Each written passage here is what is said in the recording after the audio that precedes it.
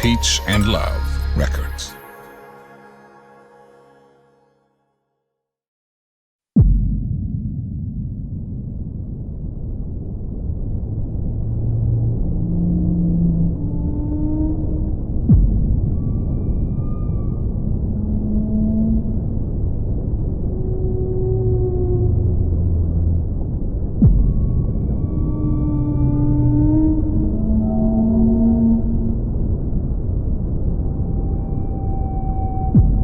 CBS News has learned that the Boston Coast Guard is operating a search and rescue mission for a missing submarine. The sub was exploring the wreckage of the Titanic.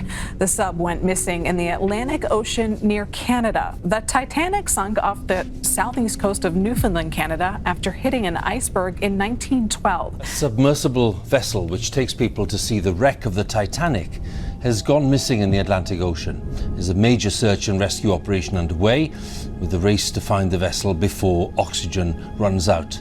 The Titanic sank back in 1912 and it lies some 12,500 feet beneath the surface. 5 people were on board the mini-sub and the rescue is being organised in Boston, from where our correspondent Jessica Parker reports now. Designed to plunge the depths of the ocean, this is the Titan submersible, now missing in the North Atlantic after contact with the vessel was lost.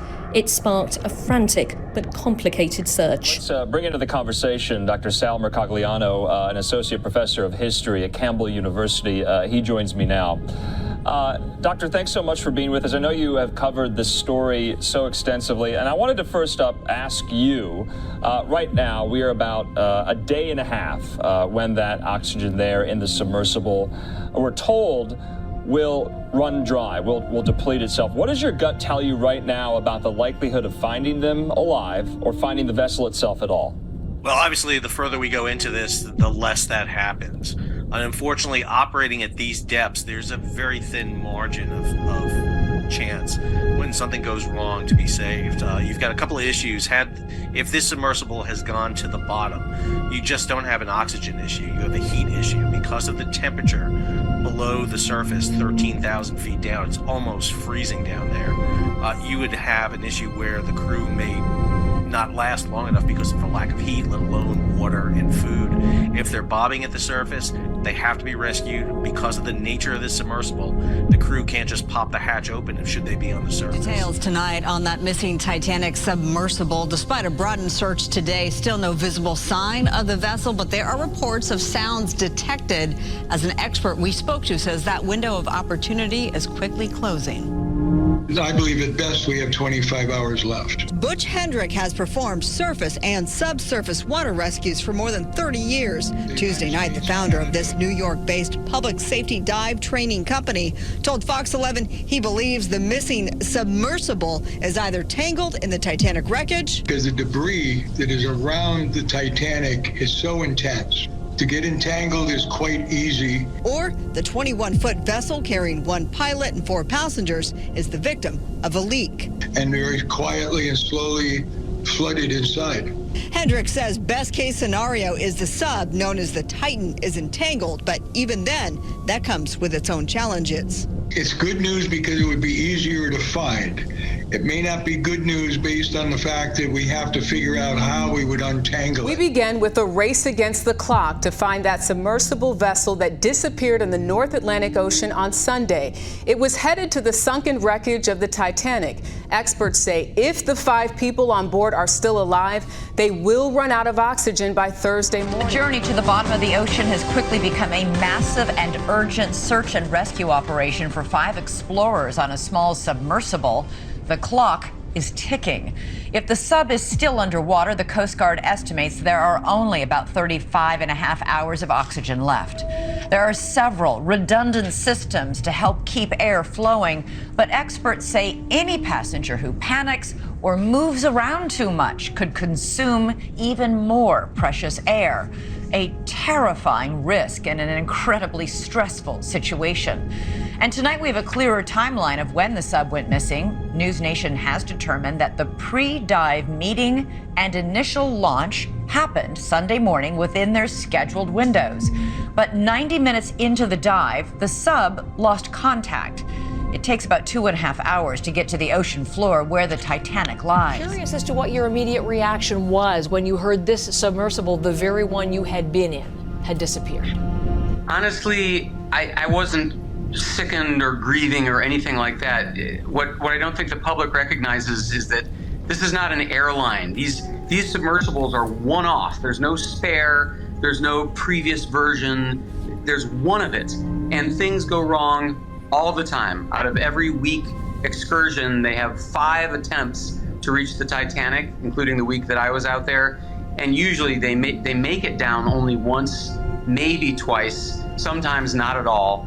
So mechanical problems are par for the course, happens all the time, usually little things. So when I heard that they lost, they don't have radio because regular radio waves doesn't travel through the sea. So initially I thought it was just a glitch. So the latest that we've heard from the US Coast Guard is that they have confirmed that 3 vessels have arrived in the area. This is the Titanic wreck site this morning. It's the first update they've given in a few hours. In a short tweet, the agency said that the Canadian Coast Guard vessel John Cabot is conducting sonar searches alongside an offshore vessel and a tug ship. And we also know that a banging noise was heard in the sub-search site, which has given somewhat of a focus, if you like, for what is happening here. It is a challenge to conduct a search in that remote area, but we are deploying all available assets to make sure that we can locate the craft and rescue the people on board. This morning, an ROV, or remote operated vehicle, from the vessel Horizon Arctic discovered the tail cone of the Titan submersible. It is the discovery most feared by those connected to the Titan submersible. The debris is consistent with the catastrophic loss of the pressure chamber. Upon this determination, we immediately notified the families. All 5 members of the tourist vessel have been killed, including UAE adventurer Hamish Harding, a Pakistani billionaire and his teenage son, the owner of Ocean Gate, Stockton Rush, and Titanic expert P.H. Nargeolet, who had been to the Titanic wreckage 40 times, but this time would be his last. The initial thing we found was a nose cone, which was outside of the pressure hull. We then found a large debris field. Within that large debris field, we found the front end bell of the pressure hull. That was the first indication that there was a catastrophic event.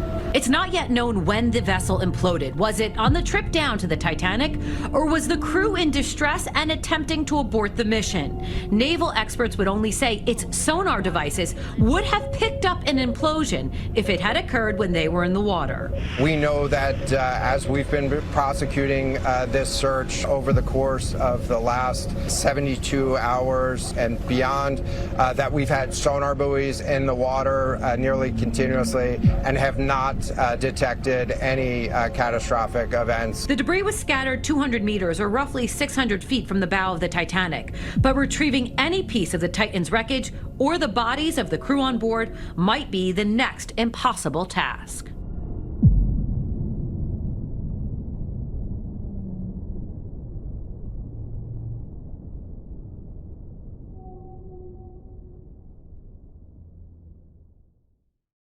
There was a very slight bump, just a little jar, nothing at all. I went in my room. There was a second light jar, nothing of consequence.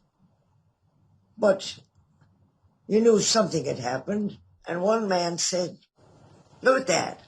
That's an iceberg, and it's a whopper, because you know there's 1/8 above the water and 7/8 below.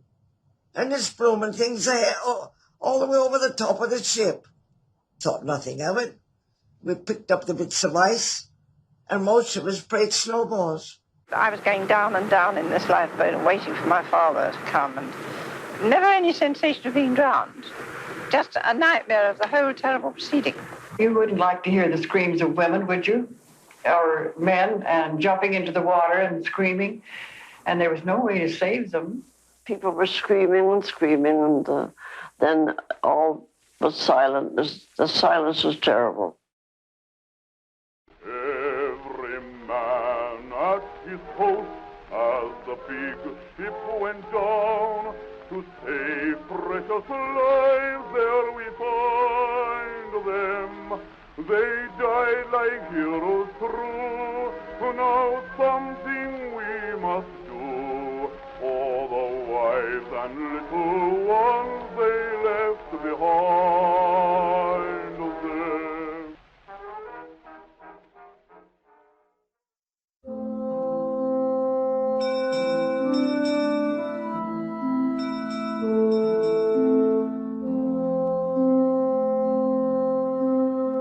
The RMS Titanic was at the time the world's largest commercial passenger liner, measuring some 2,882 feet, and was hence the largest moving object on Earth.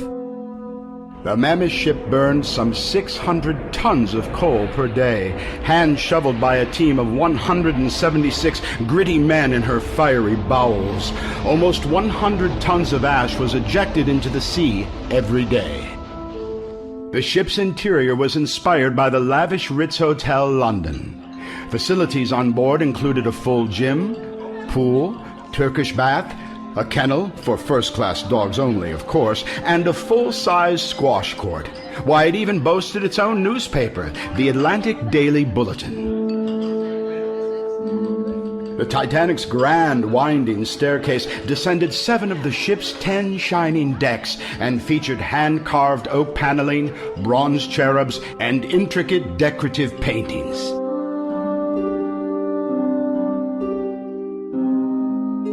Only 16 wooden lifeboats and 4 collapsibles were on board that fateful night. But to be fair, this was more than was legally required at the time. This law, however, would soon radically change. Titanic made 2 brief stops after leaving Southampton, first at Cherbourg in northern France, and then Queenstown in Ireland. The iceberg that was to sink her was spotted at 11:40 p.m. by able seaman Frederick Fleet, who proclaimed, "Iceberg right ahead!" Fleet survived the disaster and was later lookout on the RMS Oceanic in the 1920s. Just 37 seconds elapsed between the sighting of the iceberg and the devastating gnawing collision. The iceberg was said to be about 100 feet tall, erupting from the smooth mirror-like waters breaking off from a glacier in Greenland. Ironically, Titanic received several warnings concerning icebergs during the voyage, but by the sheer devilish skullduggery of bad luck, not ill will or incompetence, these were all but ignored. First Officer William Murdoch immediately ordered the ship to turn, but it was too late. It has been speculated that the ship would not have sunk had it hit the iceberg head-on. 65-year-old Captain Edward Smith went down with the vessel, his last words being, "Well, boys, you've done your duty and you've done it well. I ask no more of you. You know the rule of the sea. It's every man for himself now, and God bless you." Industrialist Benjamin Guggenheim, realizing the ship was indeed going down, changed into his finest evening wear, remarking over brandy and cigars with his valet, "We have dressed up in our best, and we are prepared to go down like gentlemen." The great ship broke into 2 at around 2:20 a.m. on April 15th, and duly sank in a twisted colossus of hellish fury. The temperature would have been around -2 centigrade, thus few could have survived longer than perhaps 15 minutes, while around 1 in 5 would have died within 2 minutes from shock and exposure. Some, however, by fate, luck, and sheer perseverance did survive, and incredibly lived to tell their harrowing, singular, unlikely tale. This, then, is their final heart-wrenching story, in their own words, by the very people whom the Grand Titanic and the freezing North Atlantic chose to spare. And to the other 1,517 less fortunate who lost their lives that otherwise peaceful star-filled eve, we remember you still, even 100 years on. May God have the gentlest of mercies on your souls.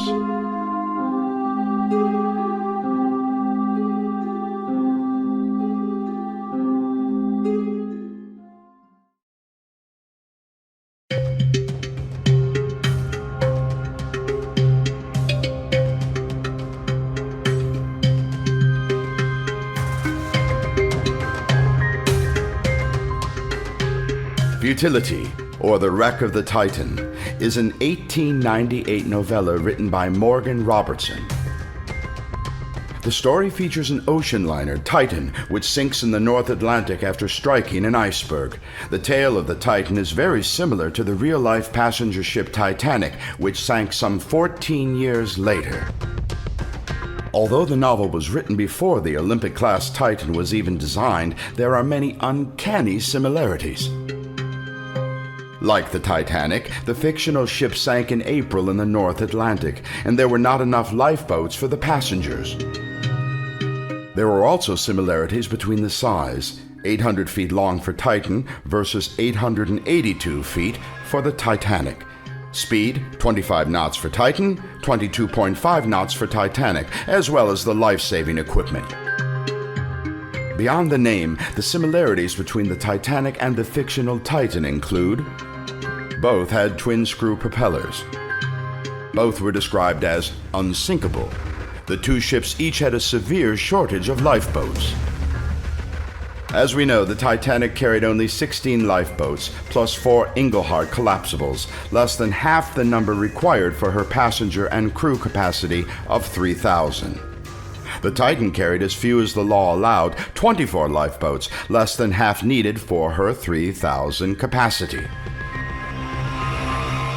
Both struck an iceberg moving at 22.5 knots. The Titanic struck ice on the starboard side on the night of April 14, 1912 in the North Atlantic, 400 nautical miles from Newfoundland.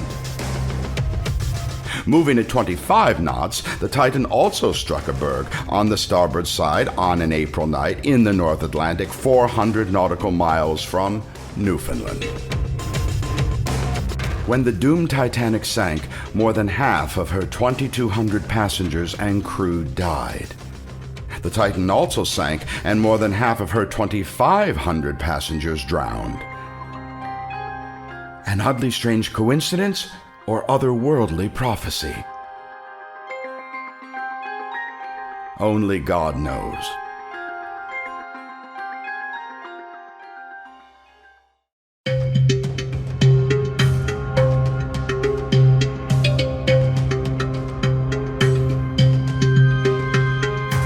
Yet another odd tale concerning the terminally unlucky ocean liner is the Titanic's mummy curse.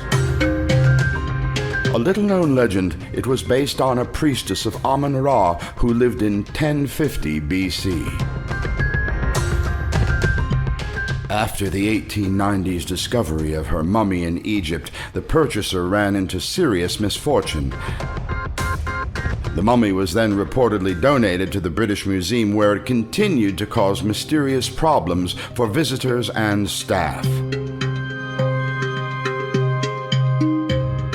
The antiquity was eventually purchased by journalist William Thomas Steed, who dismissed the claims of a curse as quirks of circumstance.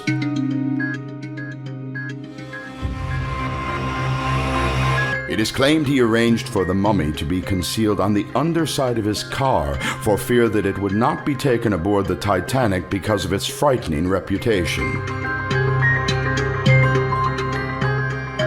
He then reportedly revealed to other passengers the presence of the mummy the night before the accident. Yet another variation on the same mysterious theme has Lord Canterville, a noted historian traveling aboard the Titanic, having with him the cursed sarcophagus. As the mummy clearly had immense historical and cultural value, it was placed near the bridge rather than inside the cargo hold. Those supporting this theory allege the mummy somehow affected Captain Smith's reasoning. Consequently, he foolishly disregarded numerous ice warnings and never ordered the ship to slow down, thus dooming her to a disastrous end. Could the Egyptian mummy of Egyptian High Priestess Amun-Ra have somehow played a part in the Titanic disaster?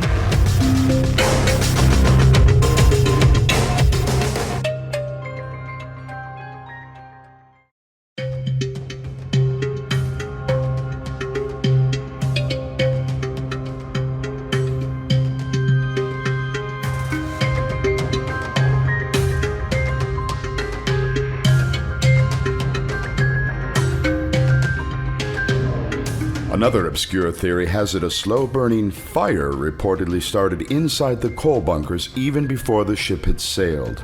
Such fires were common in coal-fired ships. The fire then subsequently triggered an explosion and caused the liner to hit an iceberg on the eve of April 14th. It is said a fire started inside the sixth compartment on April 2nd and was never extinguished. Titanic's owner, John Pierpont Morgan, decided the Titanic would quickly reach New York, allow the passengers to disembark, then the stubborn fire would be put out. The great liner then set sail with a fire on board, and an explosion subsequently occurred during the trip.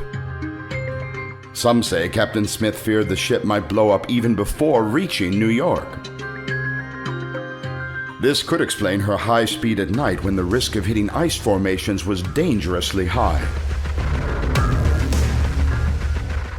Despite multiple ice warnings received by the Titanic's wireless telegraph operators, Captain Smith did not order the ship to slow down. Why?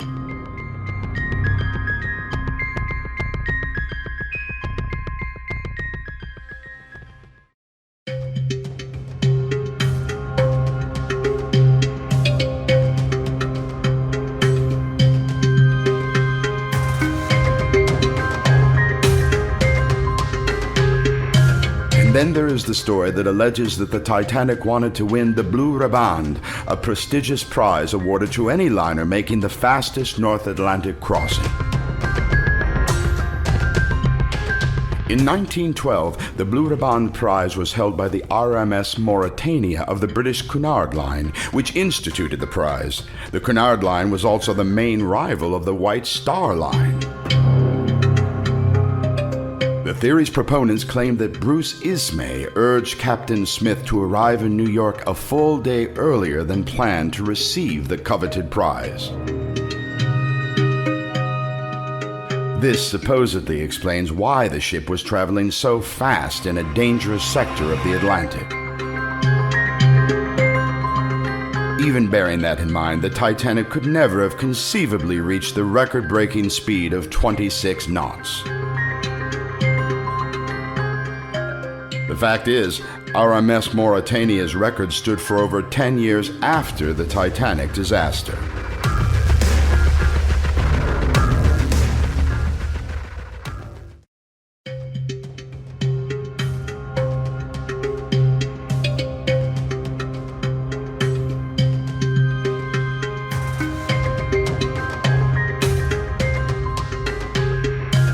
While the Titanic survivors were on their way to New York aboard the Carpathia, the White Star Line sent the steamer Mackie Bennett from Halifax to the site of the wreck.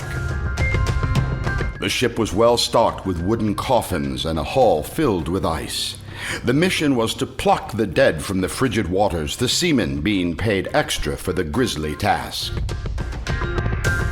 Virtually everyone lost were all wearing life jackets. Although there were few lifeboats aboard the Titanic, there were apparently a wealth of functioning new life preservers. These kept the unfortunate dead afloat. Bobbing up and down, the bodies floated vertically, looking as if they were simply asleep. Hauled from the sea, the dead were checked for identification as far as possible, with first-class passengers carefully embalmed, their possessions logged, and then laid into coffins for return to New York. Second and third class corpses, however, were weighed down with iron blocks and unceremoniously buried at sea. Even in death, the rigid class system of Titanic was still strictly observed. The body of John Jacob Astor, Titanic's wealthiest and most high-profile passenger, too, was found, badly crushed and covered in tar. In his pockets were a diamond and gold-encrusted watch and some $2,500 in cash. His watch stopped at 2:20 a.m. Increasingly foul weather, however, soon forced the ship to return to port with just 306 cadavers bound for New York. By far the most grisly discovery was made later on May 13th by yet another vessel which came across Titanic collapsible boat A with a macabre crew of 3 incredibly preserved, well-dressed corpses. Well into June of that year, other posh passenger liners semi-regularly struck various badly decomposed bodies still afloat, which when hit would often shoot high into the air, much to the horror of passengers and crew. This the press later ghoulishly dubbed the Titanic Ghost Dance.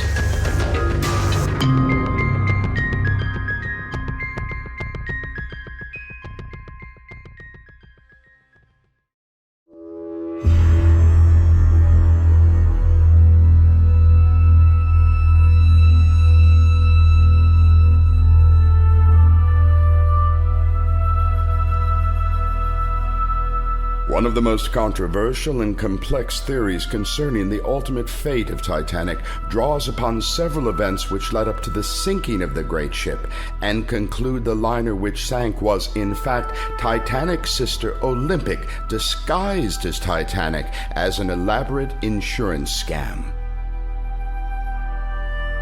Could it possibly be true? Let's examine the facts. Olympic was the older sister of Titanic, built alongside the more famous vessel, but launched in October 1910. Her exterior was nearly identical to Titanic, save minor details such as the number of portholes on the forward sea decks of the ships, the spacing of the windows on the B decks, as well as the forward section of the A deck promenade on Titanic, which had been enclosed a few weeks before she set sail on her ill-fated maiden voyage. On September 20th, 1911, the Olympic was involved in a serious collision with the Royal Navy warship HMS Hawke near Southampton. The two ships were close enough that Olympic's motion drew the Hawke into her starboard side, causing extensive, some say irreparable damage to the great liner, both above and below its waterline. Interestingly, the Hawke was fitted with a reinforced ram below the waterline, purposely designed to cause maximum damage to enemy ships. Eventually, an official inquiry assigned blame solely to the Olympic, despite numerous eyewitness accounts to the contrary. As Olympic was blamed in the collision, which had seriously damaged the central turbine's mounting and keel, White Star's insurers, Lloyd's of London, refused to pay out on the claim. White Star's flagship would have to be out of action during repairs, and the Titanic's completion date would have to be long delayed. All of this would amount to a serious, if not fatal, financial loss for the company. White Star was desperate to make sure that at least one vessel was earning. And so, as the story goes, the Olympic was converted to become the Titanic. The real Titanic, when complete, would then quietly enter service as the Olympic. The fact is, few parts of either ship bore the name, other than the easily removable lifeboats, bell, compass, binnacle, and nameplates. The fraudulent plan was to dispose of the badly damaged Olympic in a way which would allow White Star to collect the full insured amount of a brand new ship. The lurid story goes that the seacocks were to be opened at sea to slowly flood the ship. If by chance ships in on the scam just happened to be stationed nearby to take off the passengers, the shortage of lifeboats would not matter, as the ship would sink slowly and the boats could make several trips to the rescuers. Consider for a moment the length of Titanic's initial sea trials. Now, Olympics trials in 1910 took 2 grueling days, including several high-speed runs. But Titanic's trials reportedly only lasted 1, never running at over half speed. Curious. This, they say, was because the patched-up hull of the Olympic, now Titanic, could not take any long periods of high speed. It is further put forth in this admittedly rather complex conspiracy theory that the Titanic did not, in fact, ever strike an iceberg at all, but rather an IMM rescue ship purposefully drifting with its lights out. This based on the hypothesis the supposed berg was seen at such a short distance by the lookouts on the Titanic, when in fact it was actually a darkened ship. Further, many contemporary researchers do not believe the slight glancing sideways blow against a berg could inflict such sustained and serious damage to a steel double-hulled vessel such as the Titanic. The conspiracy theorists further say the ship hit by the Titanic was the one seen by the Californian firing distress rockets, which explains the perceived inaction of the Californian, which traditionally is seen as failing to come to the rescue of the Titanic after sighting its distress rockets. With that said, the Californian was not expecting rockets, but rather a secret rendezvous. The ice on the deck of the Titanic is explained as ice from the riggings of both the Titanic and the mystery ship she hit.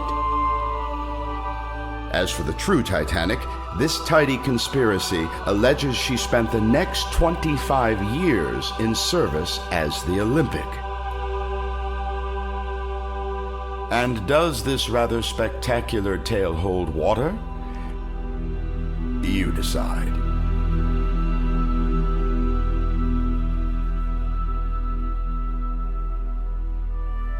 Another obscure theory has it a slow-burning fire reportedly started inside the coal bunkers even before the ship had sailed.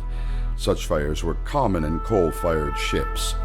The fire then subsequently triggered an explosion and caused the liner to hit an iceberg on the eve of April 14th. It is said a fire started inside the 6th compartment on April 2nd and was never extinguished. Titanic's owner, John Pierpont Morgan, decided the Titanic would quickly reach New York, allow the passengers to disembark, then the stubborn fire would be put out. The great liner then set sail with a fire on board, and an explosion subsequently occurred during the trip. Some say Captain Smith feared the ship might blow up even before reaching New York. This could explain her high speed at night when the risk of hitting ice formations was dangerously high. Despite multiple ice warnings received by the Titanic's wireless telegraph operators, Captain Smith did not order the ship to slow down. Why? Yet another odd tale concerning the terminally unlucky ocean liner is the Titanic's mummy curse. A little-known legend, it was based on a priestess of Amun-Ra who lived in 1050 BC. After the 1890s discovery of her mummy in Egypt, the purchaser ran into serious misfortune. The mummy was then reportedly donated to the British Museum, where it continued to cause mysterious problems for visitors and staff. The antiquity was eventually purchased by journalist William Thomas Steed, who dismissed the claims of a curse as quirks of circumstance. It is claimed he arranged for the mummy to be concealed on the underside of his car for fear that it would not be taken aboard the Titanic because of its frightening reputation. He then reportedly revealed to other passengers the presence of the mummy the night before the accident. Yet another variation on the same mysterious theme has Lord Canterville, a noted historian traveling aboard the Titanic, having with him the cursed sarcophagus. As the mummy clearly had immense historical and cultural value, it was placed near the bridge rather than inside the cargo hold. Those supporting this theory allege the mummy somehow affected Captain Smith's reasoning. Consequently, he foolishly disregarded numerous ice warnings and never ordered the ship to slow down, thus dooming her to a disastrous end. Could the Egyptian mummy of Egyptian High Priestess Amun-Ra have somehow played a part in the Titanic disaster? And then there is the story that alleges that the Titanic wanted to win the Blue Riband, a prestigious prize awarded to any liner making the fastest North Atlantic crossing. In 1912, the Blue Riband Prize was held by the RMS Mauretania of the British Cunard Line, which instituted the prize. The Cunard Line was also the main rival of the White Star Line. The theory's proponents claimed that Bruce Ismay urged Captain Smith to arrive in New York a full day earlier than planned to receive the coveted prize. This supposedly explains why the ship was traveling so fast in a dangerous sector of the Atlantic. Even bearing that in mind, the Titanic could never have conceivably reached the record-breaking speed of 26 knots. The fact is, RMS Mauretania's record stood for over 10 years after the Titanic disaster.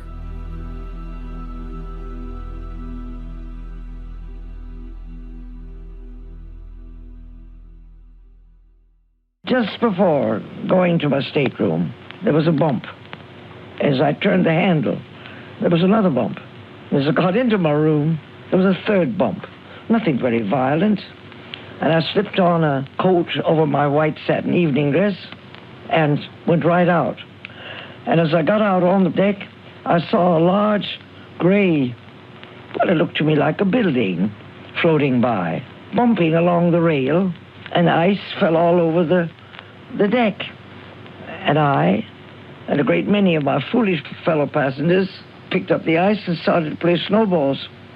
We asked the officer if there was any danger and said, no, nothing at all, just a mere nothing. We just hit an iceberg.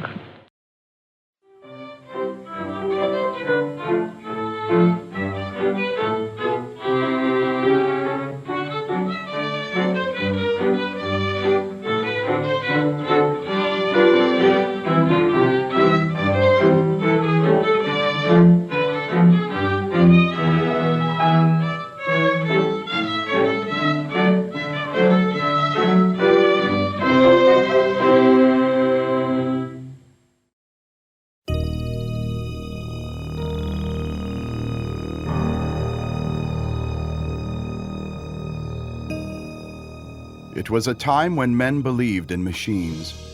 The year 1912 found the world riding the sweeping crest of a runaway industrial revolution that began with slow ripples only a few years before. Progress knew no bounds. Almost every day produced yet another extraordinary mechanical marvel. People could talk over a wire and hear Caruso's booming tenor through a needle on Bakelite. Assembly lines, the lifeblood of mass production, were churning out everything from Cadillacs to cheap refrigerators. Machines were fast becoming man's salvation, edging him one step closer toward his ultimate destiny. Such brash omnipotence might be acceptable for the manufacture of sewing machines or jackboots, but not the sea, whose safe passage is granted only by the benevolent permission of the gods. Still, the egotistical mindset of the early 20th century paid little heed. This was a bold new age when man pushed away the inevitability and unpredictability of death, consumed with the drive to prosper. This gilded, reckless age indulged men of high ambition and a thirst for domination. One such visionary was young magnate J. Bruce Ismay, president of the elite White Star Line, the esteemed shipping company he inherited from his father. Ismay's ambition produced 3 gargantuan superliners with the imposing names of Olympic, Titanic, and Britannic, floating dynamos such as the world had never known. When the scaffolding went up in 1910 at Harland and Wolff shipyards in Belfast, Northern Ireland, the colossal sister ships Olympic and Titanic rose steadily to almost frightening proportions. But it was Titanic, the monstrous gray lady, a product of the dedication of some 15,000 men, that drew awestruck crowds to her massive dry dock. The vessel towered some 11 stories high, stretched 1/6 of a mile with interiors faithfully copied from the opulent palaces of the 18th century French royal dynasties. The story you're about to hear, however, isn't really about steel-plated hulls and teakwood staircases, triple screw propellers, or even mother-of-pearl inlaid fireplaces, but rather an intensely human tale of loss and survival, heroism pitted against cowardice, and the triumph of compassion over selfishness. Ultimately, like all great epics, it is a story about mothers, fathers, children, and the unshakable bond of family. If this were merely a tale of a grand ship which sank on its maiden voyage, it would have by now been long forgotten. But this was Titanic, upon whose 9 opulent decks a real-life drama of Shakespearean proportions was acted out. 2,228 players, each taking a pivotal role, carved out an entire lifespan in just 3 short days. 72 hours that would end an era, temper the pervading arrogance of the time, and serve as a grim reminder of mankind's vulnerability and utter futility in the face of uncontrollable forces. The passengers who set sail on April 10th represented all stratas of society, from the first-class passengers who boarded the vessel through the resplendent glass-domed staircase, to the humble steerage folk tucked away in the bowels of the great juggernaut, largely impoverished immigrants who sold everything to buy a 12-pound dream to the New World. This unlikely cast of characters included hotel financier John Jacob Astor and his sparkling new pregnant bride Madeline, third-class passengers Charles and Lillian Goodwin and their 6 children, all ultimately lost, looking to join a newly formed power company in Niagara Falls, and Molly Brown, the nouveau riche gold dust queen whose spunky irreverence formed a rare bridge between classes. 86 years later, many details of that eventful night are still veiled in mystery. Titanic's quick demise, for example, was long blamed on a massive 300-foot gash. Recent underwater sonar, however, astonishingly confirmed that only a cluster of small puncture wounds led to her sinking. Offered here exclusively as new evidence presented by Titanic historian author John Booth that the final all-important ice warning from the ship Mesaba was never acknowledged by Captain Smith. In fact, the message was never even delivered to the bridge, as it failed to carry the all-important MSG, or Master Service Code, one of many acts which could have almost certainly averted disaster. Booth also points out that ships well in range of a speedy rescue didn't receive Titanic's SOS simply because their wireless operators were long off duty. In those harrowing post-midnight hours as the Titanic went down, those lucky few in the lifeboat stared in horror on that star-filled, moonless night, hearing the band's last strains of Near My God to Thee. Soon the misty waters were strewn with so many bodies the lifeboats couldn't steer through the carnage. Even in death, the casualties floated together in segregated groups, a bitter commentary on a society which considered itself both enlightened and progressive. Yet ultimately, this is a story of life, not death. For those 1,522 souls commanded to the silent, frigid depths of the North Atlantic, it is better to remember them kindly and move on. This is the single greatest lesson Titanic's few survivors have taken with them. Like so many who lived through similarly catastrophic events, these 700-plus people bore the rare dignity, calm, and heightened sensitivity only achieved by those who have faced eternity and won.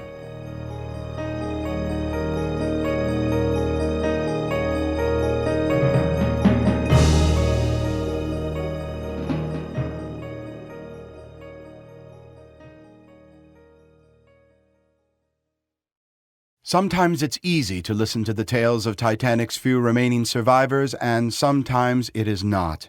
As with this faithful recollection recorded near the end of one woman's turbulent life and times. I went up the gangway on the Titanic, and I looked up at it. I said to my father, "What a big ship it is." I said, and as we went up the gangway, my father turned white. My mother asked if he was ill. He said, no, he was all right. Well, we went up to our cabin. Then we took our coats off and stood over the rail, looking at the people below. It was a boat called the New York. She nearly ran into the Titanic, nearly caused a collision. And my father turned round and said, "That's a bad omen." I saw Captain Smith. I spoke to him. My father spoke to him. He came on deck and he was speaking to my father. I was standing alongside of him, and my father was telling him what a beautiful ship it is, and then Captain Smith was telling him about it. He was a dear old man, ever such a nice fellow. My father went down. He went down with Reverend Carter, a parson who was on board on the deck, you know. Before that, I stood on deck and I said to my dad, "Look," I said, "there's lights over there, a ship is coming to our rescue." And he didn't, and next minute the lights went out. We were left in the dark. So it was only the three of us on the boat deck. And they gradually became in from the third, broke French, I believe, and managed to get out with the first class were, because it was overcrowded the time they got time to look for a boat.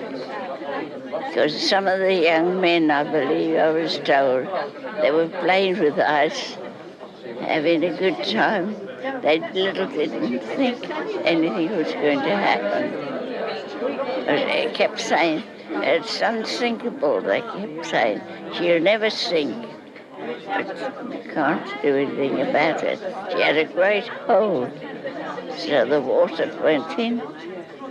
We had, but all the time we stood on the boat deck, she was sinking, and we didn't feel it because she went head first down, the first class, and the other part was still up,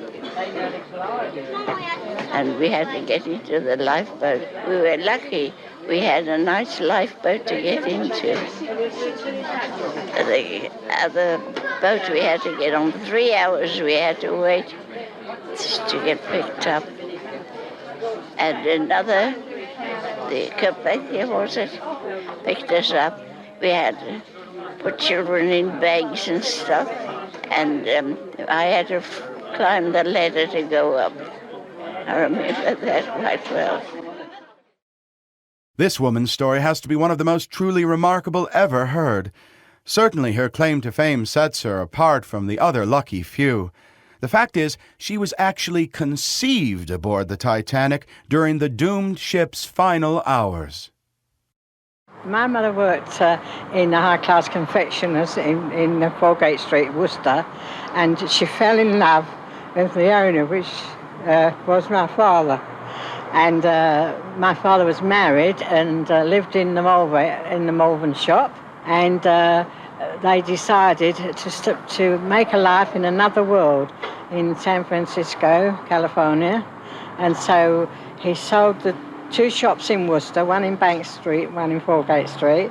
He sold the 2 shops in Birmingham, and he gave the shop in Malvern to his wife, and quite a sum of money because he was nearly a millionaire. And they went on the Titanic, to make matters worse, in the assumed name of Marshall. How, I don't know, because I'm from the passport office in London and I don't quite know how that's happened. And of course my father went down with the boat. My mother was saved, and she was on the last lifeboat, number 13, and she was in the water in the boat 8 hours, and the Carpathia picked them up. Milvina Dean, the Titanic's youngest survivor, thoroughly enjoys the international celebrity thrust upon her by her accidental role in maritime history.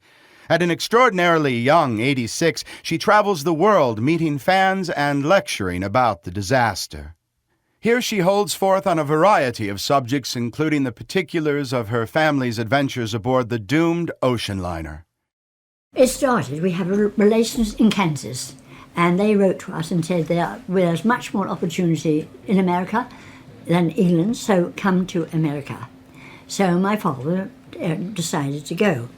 He had a public house in London, and so we came down to Southampton and got on the ship, the Titanic. We weren't going on the Titanic at first, but there was a coal strike. And so all the coal from the other ships had to go on the Titanic because it was so important, the ship. We went on the Titanic. When we got to Ireland, my mother sent a card home to my grandmother to say, everything is fine up to now. And whether she had some sort of premonition or something, I don't know. It was rather funny saying up to now. Anyhow, then we went on, and the night of the crash, my father went up on, they had a crash, my parents, they went up on deck. And my father came back down and said, apparently the ship has struck an iceberg, get the children, my brother and myself, out of bed and on deck as quickly as possible. So that is what happened. They got up there immediately. I think that's what saved us. We got up there immediately, and my mother was put into lifeboat number 13. I was put in a sack because I was so small and put into lifeboat number 13. After my mother was in there, she found she had me and not my brother. She couldn't do anything about it. It was a bitterly cold night in an open boat, and she had to look after me. But she found him when we were rescued by the Carpathia. Another passenger had looked after him. And then, of course, we went on the Carpathia to New York, where we spent 2 or 3 weeks in a hospital for her to recover a bit. She wasn't ill, but she was shocked. And then we came back to England. And we had no money, we had nothing. But we went to the farm of her parents, my grandmother and grandfather, and we lived with them, and my grandfather was like my father. I didn't even realise, really, that I didn't have a father, because I called him Papa, you see. So he was like my father. And I knew nothing about it until I was 8 years old, when my mother was going to get married again. A vet came to see my grandfather's cows, one of them that was sick, and he saw my mother, and fell in love with her and married her. So then she thought she'd better tell me what had happened that night. My brother was under 2. My father was Bertram, and he was 27. My mother was Georgetta, and she was a bit older. She was 30. Here, Malvina speculates on the reasons for Titanic's unscheduled encounter with an iceberg in the high seas. I should think it was off course. I think it was too near the ice floes. That's what I should say. It was human error. Definitely, there was a mistake. Whether the captain's mistake or they look at, and they say also that the radio operator, he was getting so many calls in from, or calls out from the wealthy people who wanted to speak to friends or relations in New York, and that the other things sort of were more or less put aside, the important ones. That's what I should think. And as I say, also, I think he was, of course. And they say he wanted to break the record, but whether that was true or not, I don't know. I mean, you read all kinds of things. You don't really know quite what happened. You don't really know the truth. Ms. E. Russell, well known to Titanic aficionados, was a spectacularly beautiful young girl back in 1912.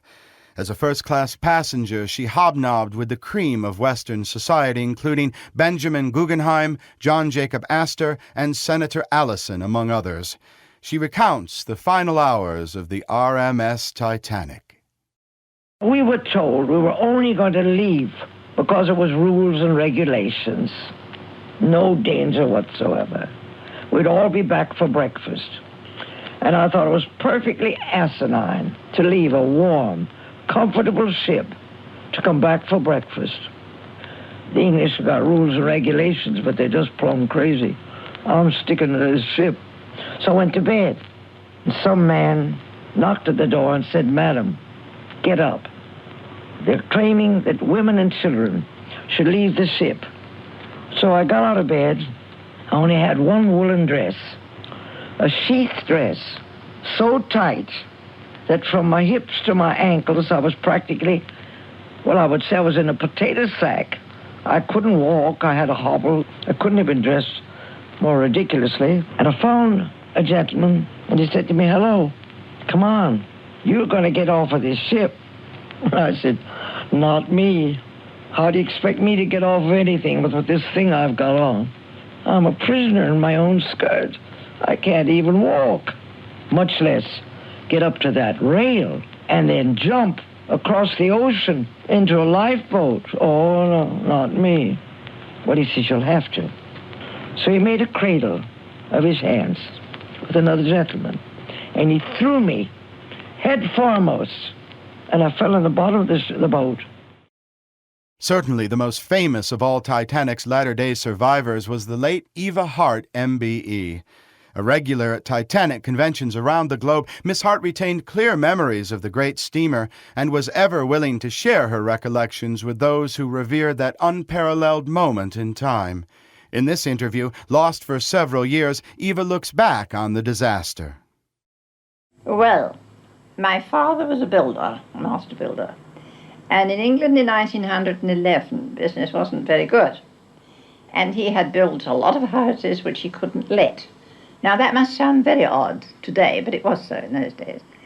And when a friend of his who'd gone to Canada sometime earlier on came home to see him, he said, you know, why are you putting up with this recession here? Why don't you join me in Canada? Together we could make a real do of things. And then within the space of one evening, my father decided to cut all his losses and go to Canada to join his friend. Well, in those days, one went to New York by fast Atlantic liners, one of which went every day of the week, I understand, and then on to Canada by train, because at that time of the year, when the St. Lawrence is frozen, one would have to go to St. John's or Halifax, which were small ports, and then a very tiresome journey across Canada from there. So we were going to New York. And my father made this decision this evening. I knew nothing about it, of course, I was in bed. But my mother was absolutely horror-stricken. Well, to really make the point there, I must tell you that my mother was quite a remarkable woman. She had married when she was quite young, and she was 18, and she'd married a very bad marriage, and her parents weren't at all pleased with her. But they were right, and she was wrong. And by the time she was 31, she had had 9 children, 9 babies, and they had all died. She had known what it was to be desperately unhappy and poor. And her children died and left her absolutely bereft, and with all this trouble behind her, which I'm quite sure made for the wonderful character she had. She had no illusions about things. Her feet were firmly on the ground. And so she met my father, married him, and they were divinely happy. He was so good to her. And I was born, which added to her joy. She had a lovely home. My father had a motor car, which in those days was rather remarkable. We were booked in a ship called the Philadelphia. And this cold strike came and she didn't sail. And we were then offered a berth in the Titanic, which absolutely delighted my father. I thought it was wonderful. The whole world was talking about that ship. I was 7. I'd read there was a big ship. It didn't really convey as much to us as it did to my parents, obviously. I mean, I'd never been in a ship at all before, so it didn't convey very much to me. But I do know everyone was talking about it. I remember the children at school saying, aren't you lucky you're going to Titanic? I can't really compare it with anything else. I'd never been in a ship before, but I've been in many ships since. I look back now and know it was very lovely. Very lovely. Boy, it was a cabin for 3. It was, I think really it was a 4-berth cabin, and 1 berth hadn't been put up because there were 2, the side where my father and I were, and my mother's was on that side. And she did an armchair and there was wash basin and that sort of thing in it. It wasn't a first-class cabin, it was a second-class cabin. But I've been in first-class cabins since that weren't as nice. In the evening, by dinner time, I was in bed, of course. And she just came and joined in whatever was happening during the evening, that sort of thing. And my father got very cross because he had every reason to dislike gambling. His father had been a compulsive gambler and had died utterly penniless from being quite a wealthy man. And so everybody was gambling on this Sunday night. They were making books, I think, service. and having sweepstakes as to what time she would get in so many minutes past so and so. My father would have nothing to do with it. And so he went to bed quite early, for him anyway. And my mother sat down to sew and read, and she looked up at him. He was reading. He said he'd got a very interesting book.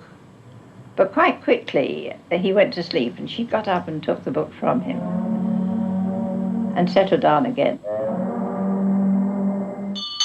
Crow's Nest, there's ice ahead. What did you see? Iceberg right ahead. Thank you. Iceberg right ahead, sir. Hard to starboard. Full of stern. Hard to starboard. The helm is hard over, sir. And she said at 10 minutes to 12, she felt a slight bump. And she said it was just like a train pulling into a station. It just jerked.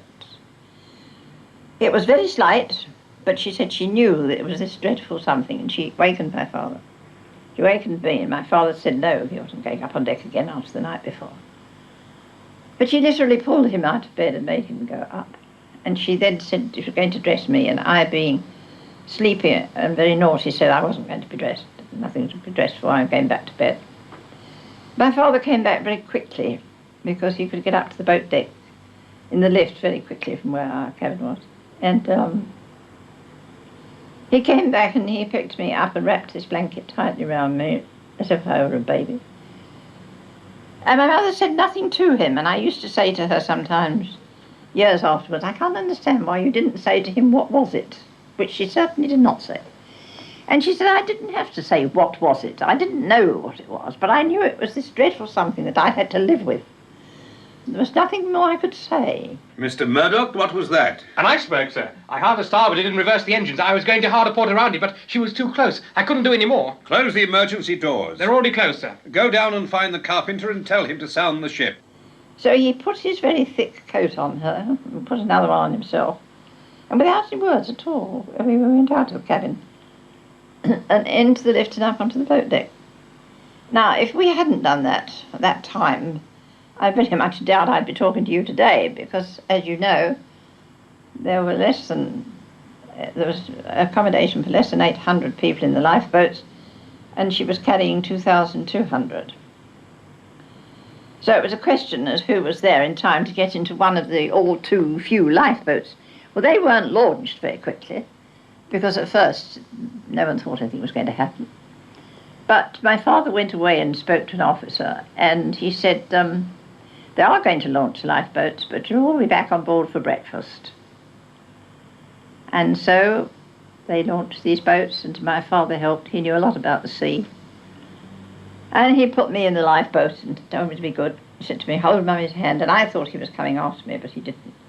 Then it dawned on me, of course, that he wasn't coming, that I wouldn't see him anymore. And that collision was 10 minutes to 12, and the Titanic sank at 20 past 2. So if we had had enough lifeboats, no one would have died that night at all. And it would have been a 9 days wonder that the ship sank on its maiden voyage. It didn't matter, nobody died, that would have been that. And here we are all these years after, with the whole world still interested in the Titanic. We rowed away from the ship as fast as we could, because one has to do that, because I believe the suction when a vessel goes down is absolutely enormous.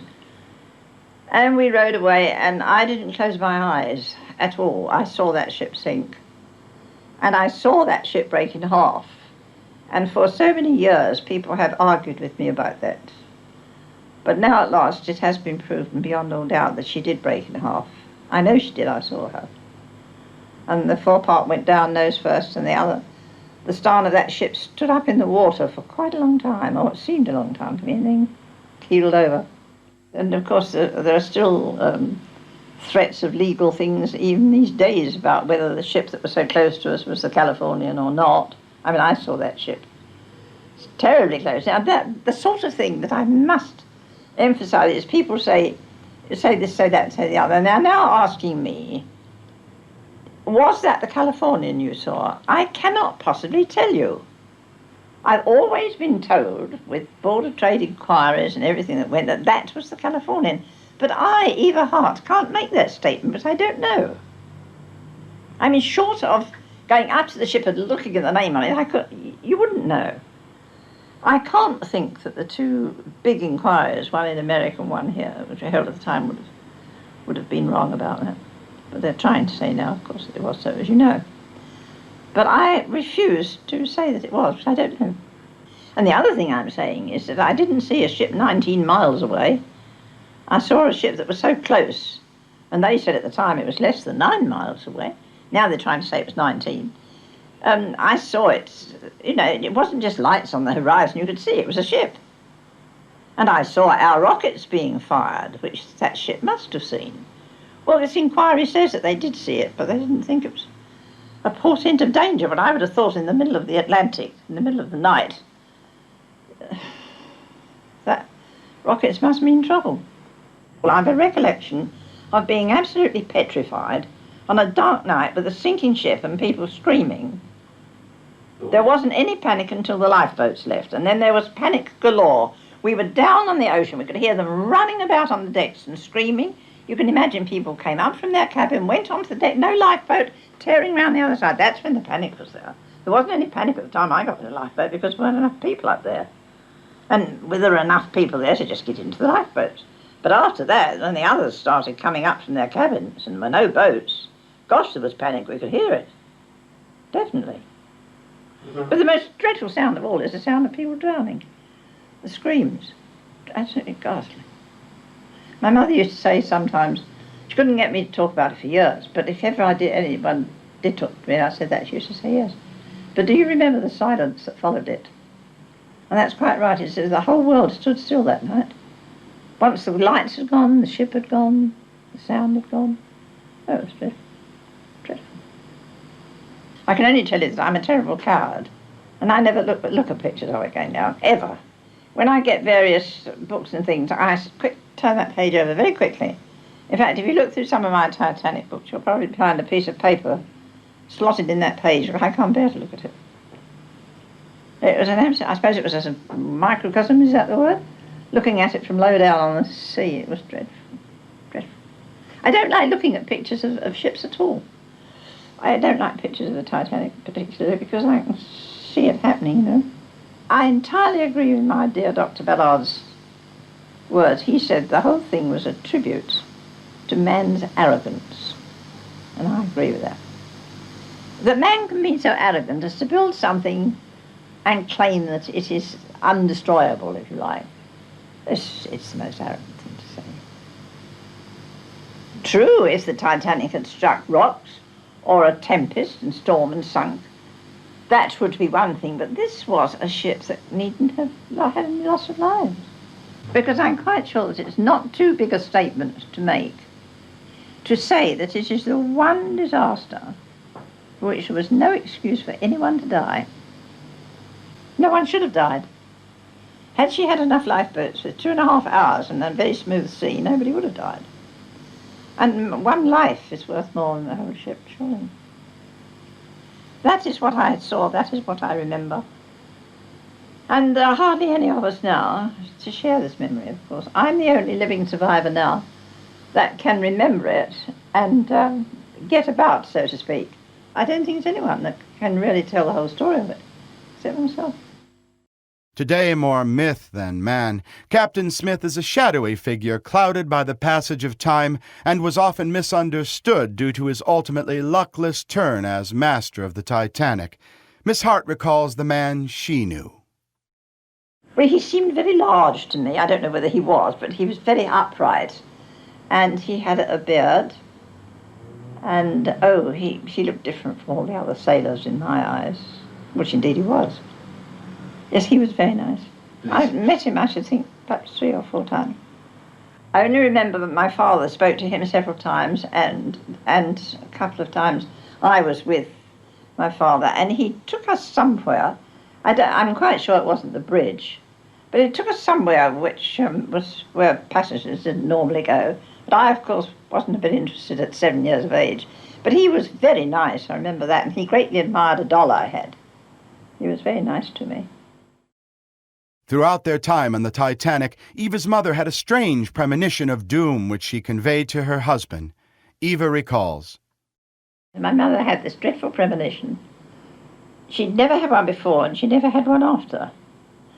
But she said, no, we can't do this. It's quite wrong. Something dreadful will happen. And I tell you what, the sort of woman she was, she'd got both feet on the ground, and for her to behave like that was absolutely unbelievable to everyone. But she just had that premonition. And my father said, oh, nonsense. She said to him, now, I don't want any more unhappiness about this, but my mind is made up, and I will not go to bed in this ship. I shall sleep in the daytime, and I shall sit up at night. And I so well remember what he said to her. He said, if you want to be so stupid, I can't stop you. She said, I know, but I'm going to do it. And she did. And she sat up Wednesday night, Thursday night, Friday night, and on Saturday night, she heard an odd sound, and she awakened my father and made him go up on the deck. And he came back and told her that it was ice floes that she could hear grinding against the side of the ship, and not to be so silly. And at breakfast the next morning, other people said they had gone up on deck. They had heard this sort of noise.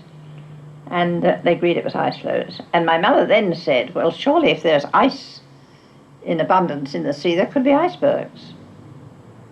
And this officer who was our table, he said, oh, nonsense, this is an iceberg. There's an enormous thing. We should see an iceberg. You've nothing to be afraid of. And that was on the Sunday morning. And for the first time since we had gone on board the ship, she didn't get up from breakfast and go straight to bed, which was what she normally did, because it was Sunday and she thought she'd like to go to church, which she did. And then we had lunch together before she went to bed. And I remember that meal so well because that was the last meal that the three of us ever had together. Simon Fisher is not only an expert on the Titanic, but also one of Britain's most celebrated maritime artists. He recounts the particulars which led up to the sinking of the great ship. Titanic was a particularly safe ship, that she ended up in a very difficult circumstance. She scraped along an iceberg any other way and she wouldn't have sunk.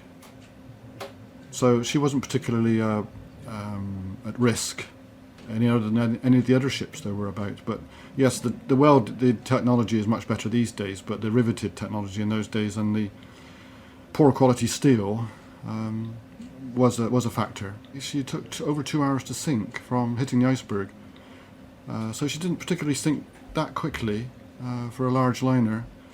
Ample time for everybody to have got off in the boats had there been enough. And on the actual night, no moon, a flat calm, which is some of the sailors on board her said they'd never seen in 100 years or in all their life at sea. Everything was just against her. One of the officers, Lightoller, who testified at the inquiry, said that everything was against us. But having said that, there was negligent navigation was one of the major factors. It was a North Atlantic bus service. You had to get from Southampton to New York in 5 days, and your important customers would miss their business links if they didn't get there on time. And it's not like an airplane that just wings in and lands on an airfield. You had to meet the tides. So if the ship was late for a tide, it would have to wait for a tide to get into the port. So they took risks, and they were acceptable risks, or they considered them to be acceptable risks. Captain Lord of the Californian remains perhaps the most vilified of the many extravagant characters in this all-too-real melodrama. We hear first from celebrated author and Titanic historian Walter Lord, followed by Simon Fisher. The Californian was, of course, the great mystery of the whole disaster. Here's a ship which was found to be 10 miles away, saw the Titanic's rockets, and didn't come. Why? What was the explanation? Why did it happen? The Court of Inquiry felt that the Californian was the ship that was nearby and didn't come for reasons that will never be known, but I suspect that it might have been undue caution on the part of the captain of the Californian, the Captain Lord. He had stopped in the ice, had good enough sense not to do anything himself, saw a ship firing rockets, and if he had known it was the Titanic, he would have done something, but who could tell what it was? If somebody else had gotten into trouble with the ice as a result of answering these rockets in an ice-filled sea, they would have been held to pay. Well, Captain Lord, I don't think, was vilified. He was simply found not to have come. Vilified to suggest an enormous amount of blame, whereas the most that went wrong, as far as the Californian was concerned, was a failure to do something, not an actual making of a criminal situation. Captain Lloyd was dropped by the Leland line, which the Californian belonged to, but later he became an active captain again and had an unspectacular but blameless career. I think myself that no matter what the defenders of the Californian might say, they can't get away from those rockets. The rockets were there in the air at the same time the Titanic was firing them. Somebody must have seen them because lights were on the horizon, but no sign of movement on the part of the Californian, nor did she move at all. I think the most you could say in Captain Lloyd's defense was that he was an excessively cautious man. Yes, definitely Lord was negligent. He had the facts at hand, and there is no doubt that they saw rockets at the same time the Titanic was firing them, and they were sent up at intervals, and the distress code says that ships sending up rockets at night at intervals is in distress. He was down having a rest in the chart room, and in those days captains were captains. Their word was law. They ruled, and the crew were sometimes afraid of them. So those on watch on the bridge didn't really feel that they could wake him or alert him to the situation. So yes, they were all at fault on that night. They didn't respond to what were obviously distress signals. Sir Andrew Duff Gordon is the grandnephew of first-class passengers Sir Cosmo and Lady Duff Gordon. He lives today on the sprawling family estate near the Welsh border and seldom grants interviews. His famous ancestor, Sir Cosmo, entered history as one of the most profoundly controversial passengers aboard the luxury liner. Widely criticized for a £20 payment to 4 crew members following his rescue, there was also an allegation that it was he who dressed in women's clothes in order to enter a lifeboat. The facts, however, speak otherwise, as Sir Andrew himself explains. His wife, Lucille, who was, even at that time, a well-known dress designer, who had shops in New York, Chicago, and Hanover Square in London, had a cable from her American business in New York saying that there was a problem with the lease of the property there, and would she go out and sort the matter out. They wrote to her in early March of 1912, I think about the 8th of March, and the first vessel they could book themselves onto was the Titanic. She started her own business from scratch and built it up into a very, very successful business. Some of her clothes are in the Victoria and Albert Museum. She dressed the Folies Bergère and the Ziegfeld Follies, and she was immensely successful. She was a household name. He certainly wasn't, but they were both well enough known, particularly her, to perhaps be put in the spotlight, not just because of the tragedy of the Titanic, but as possibly considered by some people to be rather famous passengers, among a great many more. The vessel was considered by many people, to be the finest. People were queuing up to get on her maiden voyage. The White Star Line had, I believe, had a very big publicity campaign, or they wouldn't call it that in those days. Of the ship was made with so many millions of rivets. It was virtually indestructible. It had 5 or 6 chambers, not compression chambers, but if it was held in one place, the vessel was still perfectly able to float safely. So there was a very big build-up. It was very luxuriously furnished, and it was the pride of the British merchant shipping. And Mr. Andrews, the chief designer, engineer, was a very brilliant marine engineer, I understand, an Irishman. To begin with, I think that in order to try and stop panic, I think the crew were instructed to say to the passengers, look, just don't worry, everything is under control. Eventually, they dressed, and she put on as heavy clothes warm clothes as she could, and I think he did likewise. Lucy refused to leave him. They were there, and her secretary, who was called Miss Franchetti. And so they were, goodness knows what they were mulling, walking around the deck or whatever they were doing. wondering what's going to happen next. And there was a boat in the water with 4 of the Titanic crew in it, and hardly anybody else at all. And my great uncle turned to one of the crew on board the vessel, on board the Titanic, who was standing quite nearby, who was trying to, he was in charge of loading people into the boats. And my great uncle said to him, "May we get in?" "Oh, yes, you may," said the sailor. "Get in." Some of the bigger lifeboats, I believe, had a capacity of 40 people.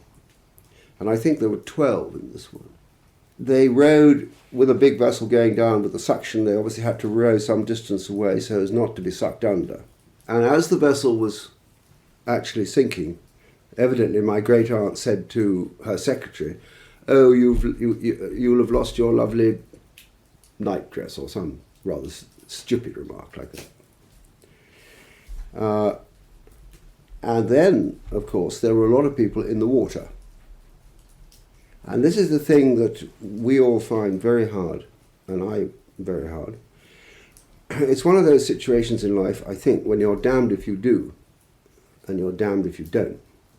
There are a lot of people milling about. So some of the people on the boat said, "We must go back and see if we can pick them up."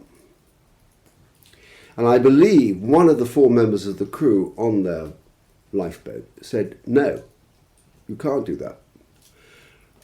The inference being that if they did, they'd get 100 people all trying to grab hold of the boat and everybody would then be drowned.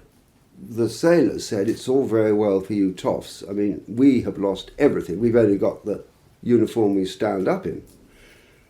So my great uncle wrote them all. There were 4 of the crew. He gave them all a £5 cheque drawn on Coots's bank to each of the sailors, £20 in all, so they could re-equip themselves a little bit when they got to New York. Of course, any man who survived the Titanic was on a hiding to nothing. And because he and his wife were quite well known, there were great newspaper headlines about, how badly he behaved and God knows what when they got to New York. There was a court of inquiry in London after the tragedy, which was headed by Lord Mersey, who was a judge, where Uncle Cosmo completely cleared his name. But of course, it was said in court, perhaps you should have gone back. Perhaps it was an error of judgment that you did not go back to try and pick up some of these people. And also, it didn't go down terribly well, Lucille's remark about the nightdress, understandably. But he did not bribe the sailors to get off the vessel. He did not push himself onto a boat, nor did he, as some people have said, dress up in somebody's nightdress in order to get on. He was about 6'3", and Lucy was quite small, so it would have been quite impossible for him to have put on a dress of some description, to have masqueraded as a woman. That is complete nonsense. After that, he spent most of his time in Scotland, not as a recluse, but he never really got over it. Oddly enough, Lucy's business went even better. She was still trading in her last fashion house in Paris up to about 1935. But she was a brilliant designer, but like a lot of brilliant designers, she wasn't a particularly good businesswoman. And she got into the hands of a financial crook or two, and the business eventually went bankrupt. I should think he was pretty shattered. He and Lucille were sort of quite well-known figures in London, I suppose. Well, then I'm sure they were ostracised. Historian and author John Booth has contributed much to the serious study of the Titanic and her times. As the gentle custodian of the famous Signals archive of over 450 original wireless messages tracing the brief history of Titanic, Booth's work has shed new light on the actual sequence of events which caused the ship to sink so tragically. Wireless was a relatively new form of communication. As Dr. Ballard said, Why didn't the Californian captain wake his wireless operator? There were very, very few ships at that time equipped with wireless. Most of them were very limited range. Captains like Smith and Lord and Rostron had been used to navigating the Atlantic many occasions in both directions without the aid of wireless. As far as they were concerned, if they wanted to signal another ship at night, it was done by a signal lamp, an Aldis lamp. And in fact, the Californian, when they noticed this vessel lying several miles away, the captain turned to his officer and said, "Signal him with the Aldis and see who he is." So they were still, rather like many people today, not prepared to accept the new technology anyway. If not to accept it, they'd not become familiar with it. And I suppose for some of the old sea captains, wireless was just an interesting aside for those wealthy passengers who could afford to send messages. I think the important thing is that for years and years, people have been, and this was true of both the British and American inquiries, no one was prepared to advance any basis for the reason why the vital message from the Masaba, which would have told the captain of the Titanic that he was heading directly for a massive ice field, and the subsequent one from the Californian, the officers claimed they'd never seen it. They were honourable, and they were also speaking the truth. The captain had never seen it for the simple reason that the procedures hadn't been followed and the vital MSG signal had not been sent. That was operator negligence.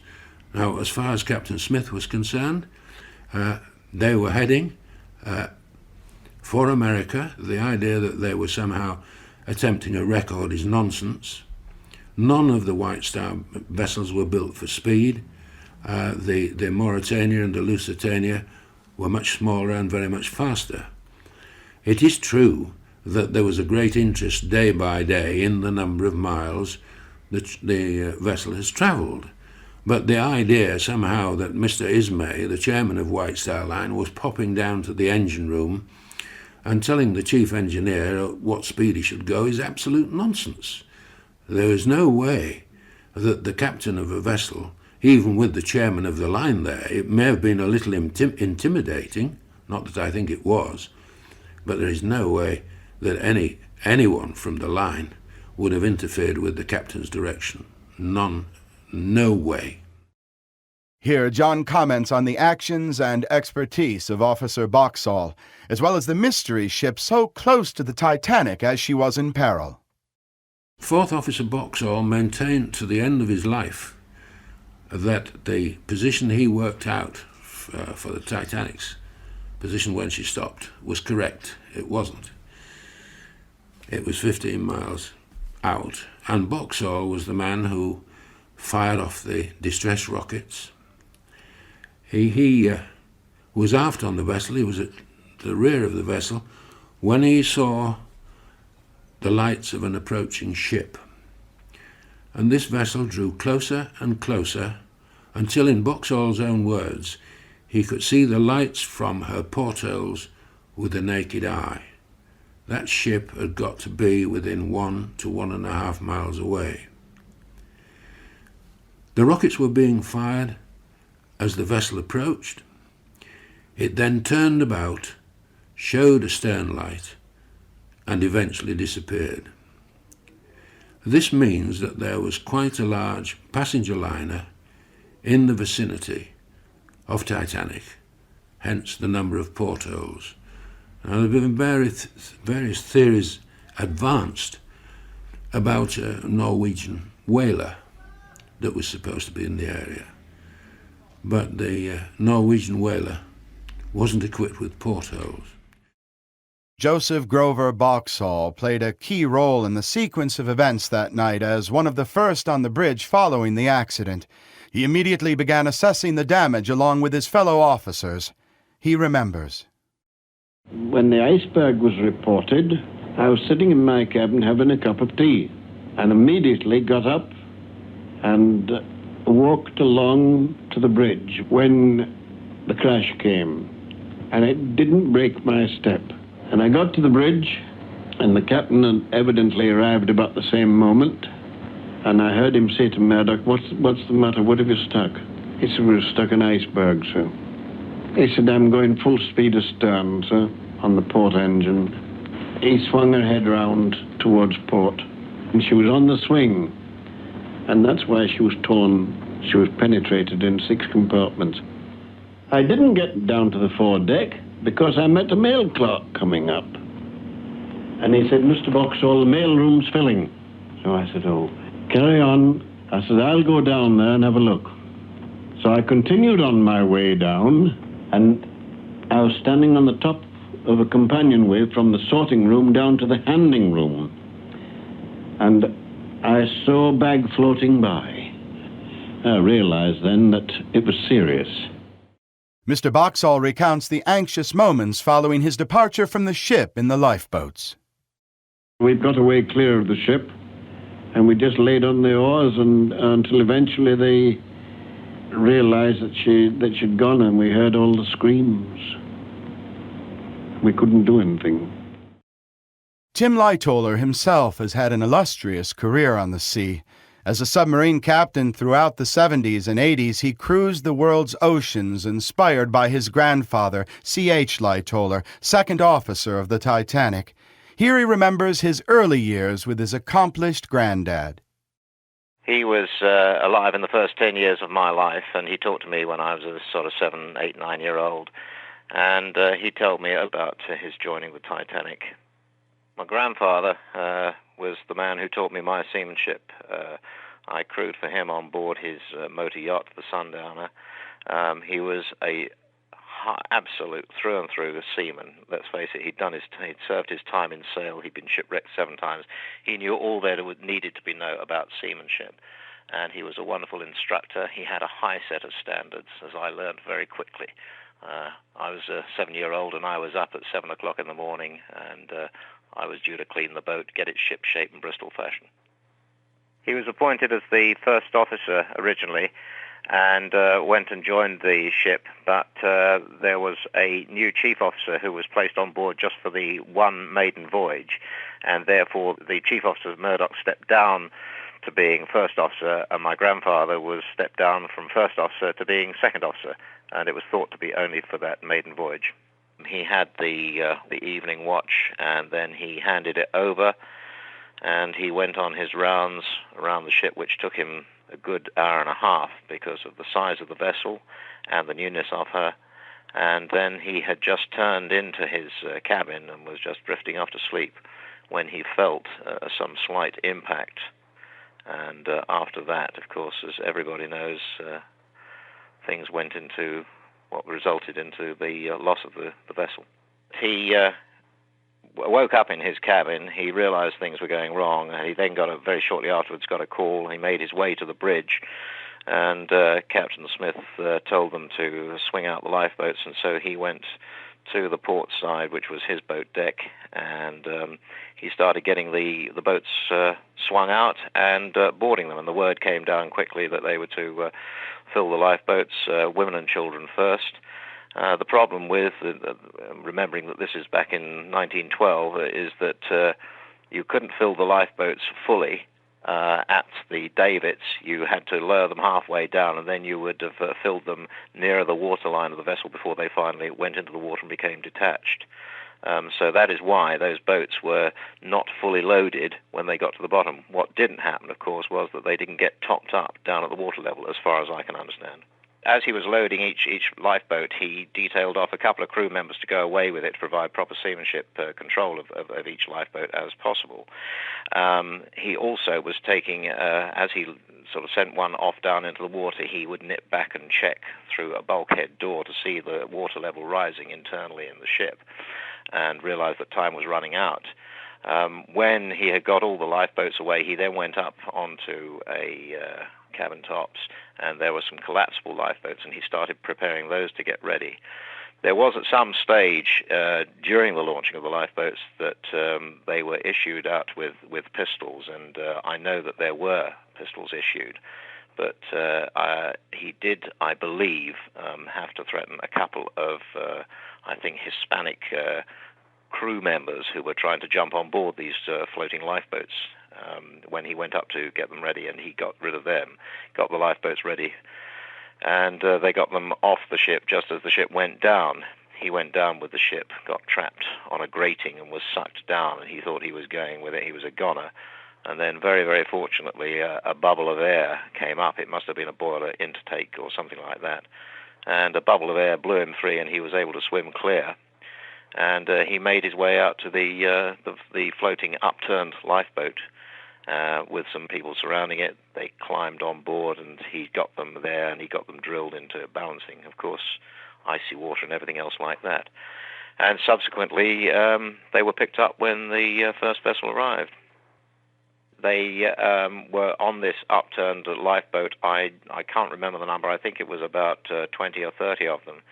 And he had them sort of balancing, and they just stayed afloat until dawn came along. They saw the vessel arrive, the Carpathia arrive.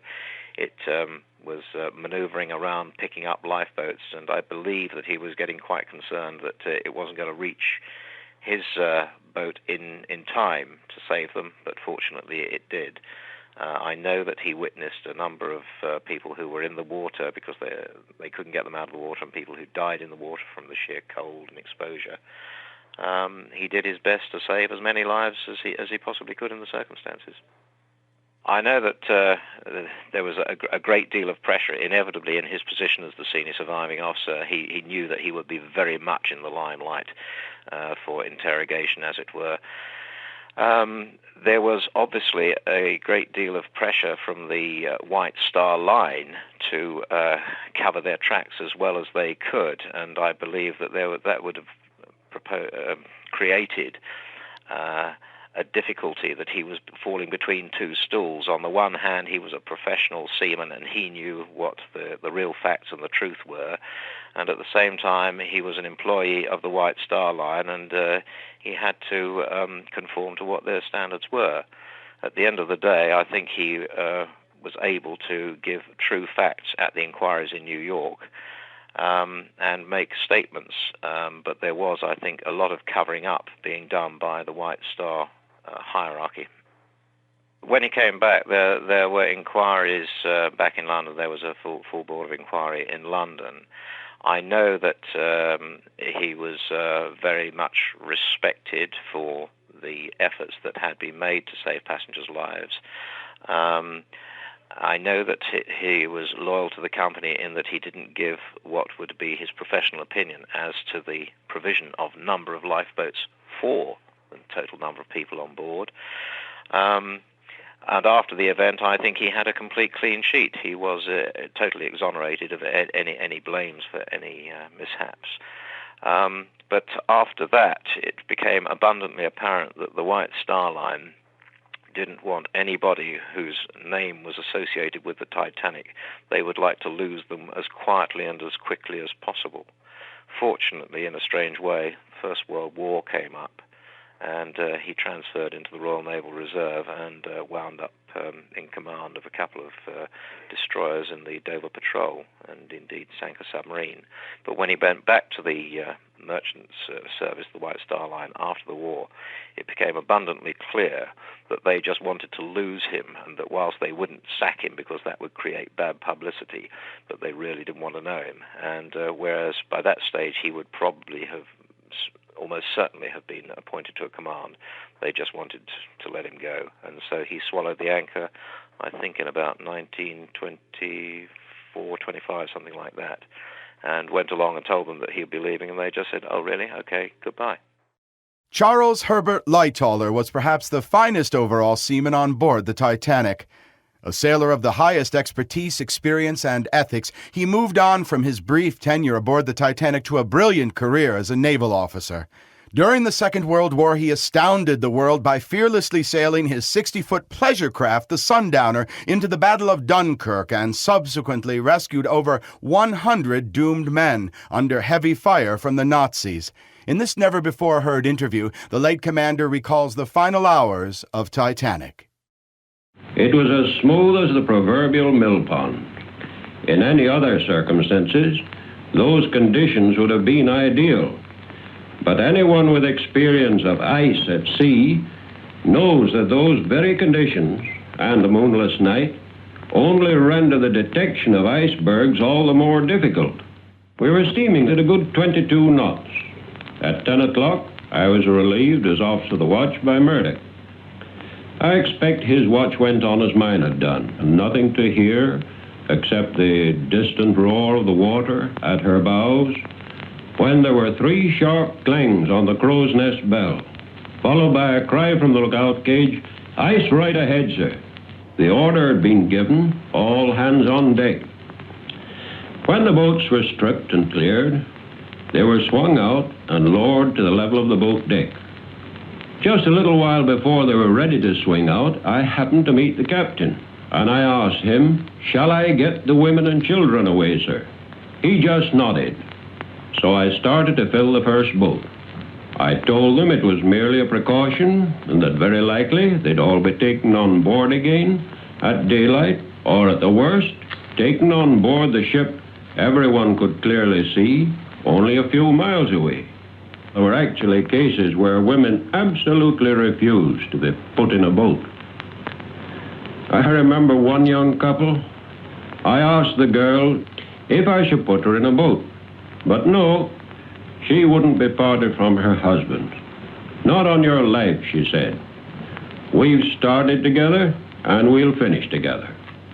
Now, between lowering one boat and another, I frequently took a run forward and a quick look down a long stairway that led from the boat deck 3 or 4 decks down. Frankly, I'm never likely to forget the sight of that cold, greenish water creeping up that stairway. Some of the lights were shining down on the water, and others, already submerged, were giving it a sort of ghastly transparency. I could tell by that staircase measurement how far down she'd gone and how quickly she was going. There weren't enough boats to take half the people, and the chances of the other half in that icy cold water were absolutely nil. Yet, there was never the slightest attempt to get into a boat out of turn. In fact, with the last couple of boats, it was even difficult to find women to fill them, though of course there were still a good many on board. The ship took a sudden dip, and a sea came rolling up, carrying everyone with it. For my part, I took a header from the top of the wheelhouse. I started to swim away, but got sucked down 2 or 3 times. In fact, I got mighty near the edge of things before I finally came up alongside the collapsible. We'd hove into the water from the top of the officers' quarters, and there I hung on.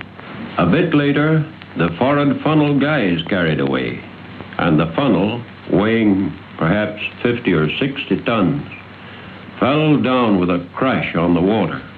It missed the raft by inches and flung us clear of the ship altogether. Several of us scrambled up onto the slippery bottom of the raft, and it was from there I saw the Titanic sink. Up to that moment, she had stood out as clear with her rows of electric lights all burning. When the boilers broke away, she was, of course, plunged into absolute darkness, though her huge black outline was still perfectly distinct up against the stars and sky. Then, quite quietly, but quicker and quicker, she seemed just to slide away under the surface and disappear. Among the many troubling questions concerning that fateful night in the early spring of 1912 was the issue of the loading and launching of Titanic's lifeboats. Simon Fisher, Sir Andrew, and John Booth all comment.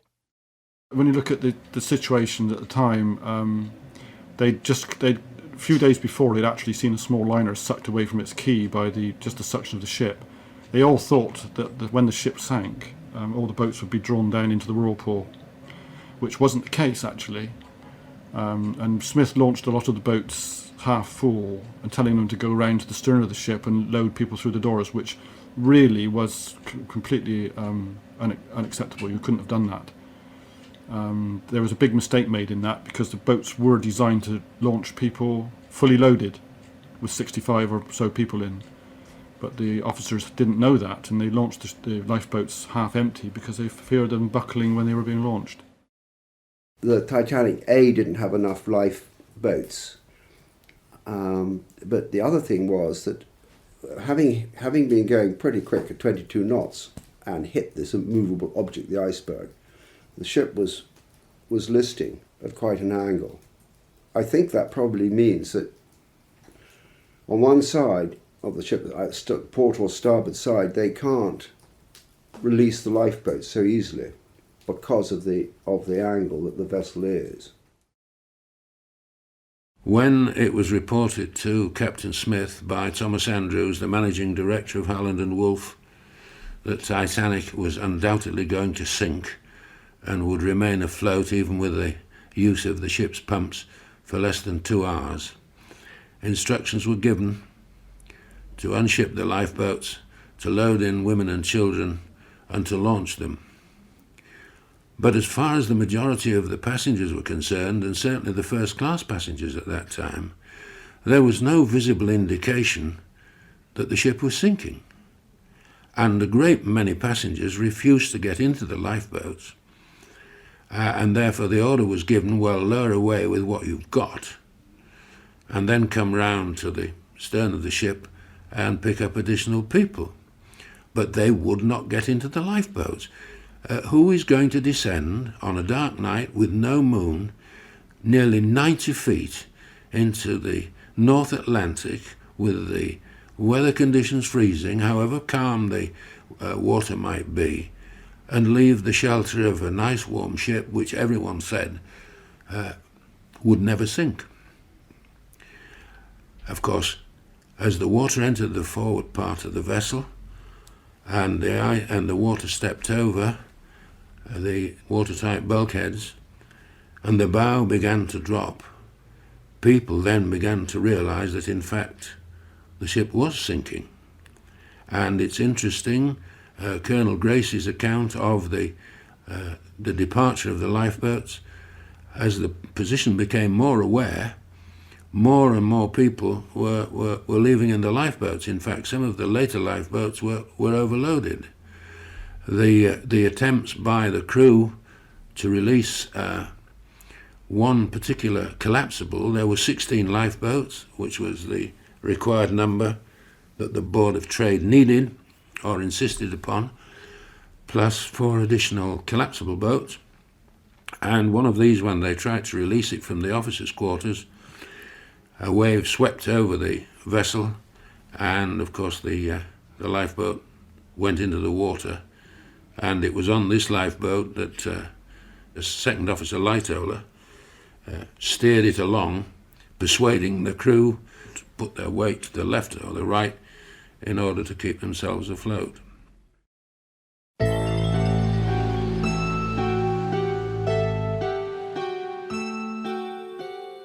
Today the wreck, broken in half, lies in pitch-black silence 2.5 miles down in an ocean abyss, a living memorial to all who sailed her.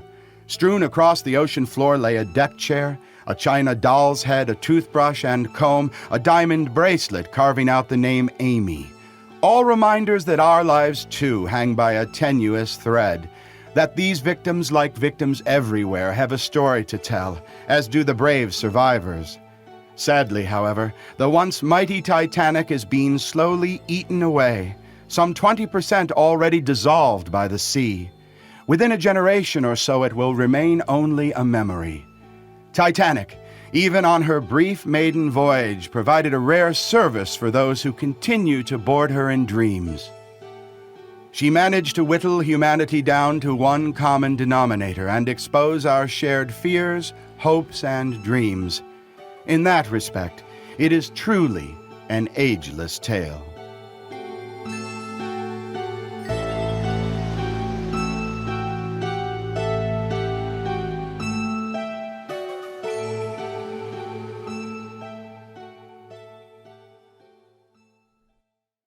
Be pretty was the cry as the ship went down. Every man was steady at his post. Captain and crew, when they knew the worst, saving the women and children first. The British is the cry to everyone, and though fate has proved unkind, but you are willing with a penny or a shilling for those they've left behind.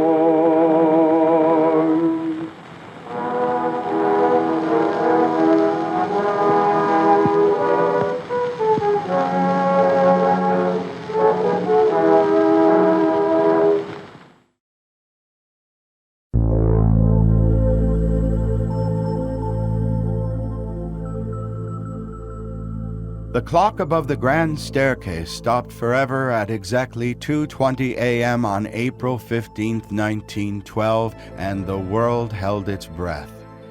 It marked the passing of not only many souls, both celebrated and ordinary, but of an era when man believed he could harness the forces of nature, plot the future, and even control his destiny. Titanic's legacy was much more than a great ship gone down and lives lost, but a hard lesson about the pitfalls of excess, greed, and nihilism, and ultimately about finding redemption in basic human goodness. She was the millionaire special, built by common European laborers, a floating palace to squire rich and poor alike to a land still young and hopeful. It was a heady, rebellious time when ragtime was king, the Hollywood flickers were all the rage, and women demanded the right to vote. So in this age of runaway optimism, when they said Titanic was unsinkable, who wouldn't believe it? After all, millions were poured into the luxury steamer, the largest moving object ever built, 4 city blocks long, soaring some 60 feet above the water. Its double hull, 6 watertight compartments, and 4-story-high engines certainly assured total safety. There was even a 4th dummy smokestack just for show. Besides, ships didn't sink anymore. Even the steady and reliable Captain Edward Smith said so. One only has to look into the steamer's string of bizarre misfortunes, set in motion by her near collision with the New York upon her departure from Southampton, to wonder if she was indeed destined for disaster. Then there was the question of Titanic's excessive speed through the treacherous North Atlantic ice fields. The lookout in the crow's nest who had his binoculars stolen and spotted the iceberg only seconds too late. And the final heartbreak of the Californian, just miles away but rudely turned aside by Marconi operators Phillips and Bride, preoccupied with mounds of insignificant wires. Had any one of these factors been slightly different, and the ship could have easily averted disaster. Titanic was an ocean-born, self-contained city, comprising every social strata and exposing the best and worst the young 20th century had to offer. The impressive passenger list rolled out an unprecedented who's who of the rich and celebrated, from William Taft's presidential advisor to the Countess of Ross. When Titanic rammed the iceberg that dead calm spring night at 11:40, it was more than just another disaster at sea. The bravado of an era was shattered, its citizens abruptly humbled. But why the enduring appeal? After all, maritime disasters were nothing new, from the 19th century ironclads Monitor and Merrimac to the later sinkings of the Andrea Doria and Lusitania. Perhaps James Cameron put it best when he remarked, "It's like a great novel that really happened." This epic drama also offered up several intriguing myths. The first was that Titanic was trying to achieve a speed record. Impossible, says historian John Booth, because the steamer, for all her horsepower and advanced construction, was no match for the far sleeker vessels of the day. Second, the intermingling of social classes, supposedly evidenced by a photo of a steerage passenger on the first-class deck, would absolutely, declares Booth, never have taken place. Then there was the controversy of whether the iceberg could have been avoided by a full thrust of power. Booth claims there was no other maneuver open to First Officer William Murdoch, as Titanic was far too bulky to speed past the deadly obstacle. But the heart of Titanic remains its few survivors. They know what it's like to stare into the face of death, hear the screams of the dying and the final terrible silence. They know, too, the steep price for taunting nature. Like Eva Hart's memorable recollection of her mother saying that to dub Titanic unsinkable was flying in the face of God. Yet, too, their accounts are richly sublime and even inspirational. These brave few have found the courage to go on and let their lives really count for something. They were also gifted with a sensitivity to the plight of others and a rare grasp of what's truly important. As the years go by, speculation as to the performance of Titanic's crew becomes ever hotter as interest in the vessel skyrockets. Here Fisher gives his opinion of their actions just after the ship struck the iceberg. The ice warnings weren't issued to the bridge as they should have been. The captain was the most experienced in the fleet. Had he had the messages, he would have definitely slowed down or altered course. They weren't delivered, so he went unawares that these were available. And it was also a practice of North Atlantic steamer captains to keep up full speed when conditions allowed. He was just off of the Grand Banks, a day and a half from New York. You get a lot of fog in those areas, and liner captains very often just used to forge through them at full speed. Just hope there wasn't anything in the way. The horrific fact, of course, is that when the Titanic went down, over 1,500 people died horrible deaths, as this still traumatized survivor, whose good name history fails to record, remembers. Bodies, dead and alive, were all round there. So there was hundreds of them round the stern of that ship. They'd all seemed to drift down that way. They didn't last long. You see, a lot of them went over with heart that glows on. I found Rick's, and he'd hurt himself. He didn't say very much. And he died.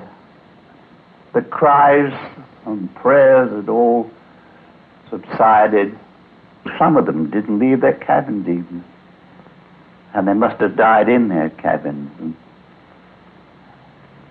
they must have had a lingering death. It was almost like murder, wasn't it? Captain Smith remains one of the most beloved and controversial characters in the ever-unfolding drama that is Titanic. Here Mr. Fisher, Sir Andrew Duff Gordon, John Booth, and Walter Lord look back on the captain's still fuzzy role in the tragedy. I think perhaps he was complacent. I may be wrong in that, but that's how I look at it. In that, strangely enough, he didn't even have a lifeboat drill, which was usually on the Sunday. He even ignored that, so that when the lifeboats were launched, there was quite a lot of chaos because nobody knew where to go. He was negligent in not putting a proper lookout in the conditions that prevailed at the night. He actually retired to his cabin and left the first officer in charge. He should really have put on extra lookouts. There was a lack of command. In the new film, Smith is shown walking around in almost a daze, and that may have been the case. I think the man must have been completely in shock at what had happened. He actually was in his cabin, and his officer had driven the ship into an iceberg, it looked. The ship was sinking, it was supposed to be unsinkable, and he'd actually said some months before that he couldn't envisage such an event occurring the way shipping technology had gone. The ships were too big. And here he was on the biggest liner in the world, with it sinking under him, and he could do nothing about it. So I think he was in total shock. And he knew he couldn't save half of the people. So he was trying to prevent panic occurring. The crew did the best that they had at the time. They didn't have enough crew available to man the lifeboats properly. And the officers really did the best of a bad job. To an outsider, it seems extraordinary that an experienced captain really should have allowed this to happen. It was a flat, calm sea. He knew there were icebergs about. He was going at 22 knots. Maybe that's the normal speed. Who knows? It was just a combination of very unfortunate things that happened. I don't think Captain Smith made any mistakes. There's been various theories advanced about that he'd been to the Widner dinner that evening, and was seen drinking. That is totally untrue. Like Captain Rostron, like Captain Lord, Captain Smith was a teetotaler. He did not drink. He was an extremely strict disciplinarian. He had spent the greater part of his life at sea. He was undoubtedly the most experienced as well as the most highly paid merchant navy captain at that time. When he returned a little after 9 o'clock to the bridge, he spoke to Second Officer Lightoller, asked what the conditions were like, was told that the carpenter had been told to check on the water because the temperature was falling to freezing point. And his final remark to Lightoller before he went to his cabin was, "If it looks in the least doubtful, call me." And passenger liners at that time had been used to making speedy passages across the Atlantic. Generally speaking, if ice was suspected in the region, there was a clear indication from the waves breaking at their foot, and even without a moon, they could be readily spotted up to a mile away. On this particular evening, there was no moon, there was no sea. And when the lookouts first saw the iceberg, it was too late. Captain Smith must take part of the blame of things that could have been avoided. Ships had gotten too big for Captain Smith, if you must have an answer that is guesswork, but still an educated guess. Captain Smith had never had any trouble with his previous ships, but the one thing that changed is the ships had gotten much, much, much bigger than they had ever been before the Titanic came along. The Titanic was twice as large as Captain Smith's last previous command, which was the skipper of the Adriatic. Adriatic was half the size of the Titanic and the Olympic. And the problem was that Captain Smith was faced with decisions that were based on information that was totally different at the time he was captain of the Titanic. No ship had ever sailed the ocean with 6,000 tons before. That made a tremendous difference in how quickly you could stop or how quickly you could turn. He didn't take into account that ships were bigger than he was used to. I think that is a shorthand answer. As the last lifeboats pulled away, Titanic's faithful band continued to play, as Miss Hart remembers. Well, there's no question about the fact that they played, and there's no question about the fact that after we were down on the water and they were playing, they played one version of the hymn, Nearer My God to Thee, of which there are three. I've had this out so many times. And the one they played was the one that was played in church some months after, when I was with my grandmother, and I was so frightened I came out of church. I ran out. I knew the tune so well. But they won't have it. The Americans won't have it. People say, no, it's not it, but it was just ragtime, but it wasn't. But we were down on the ocean by then. Oh, yes, I could hear it, yes. I could. Nearer, my God, to thee, nearer to thee, e'en though it be a cross that raiseth me,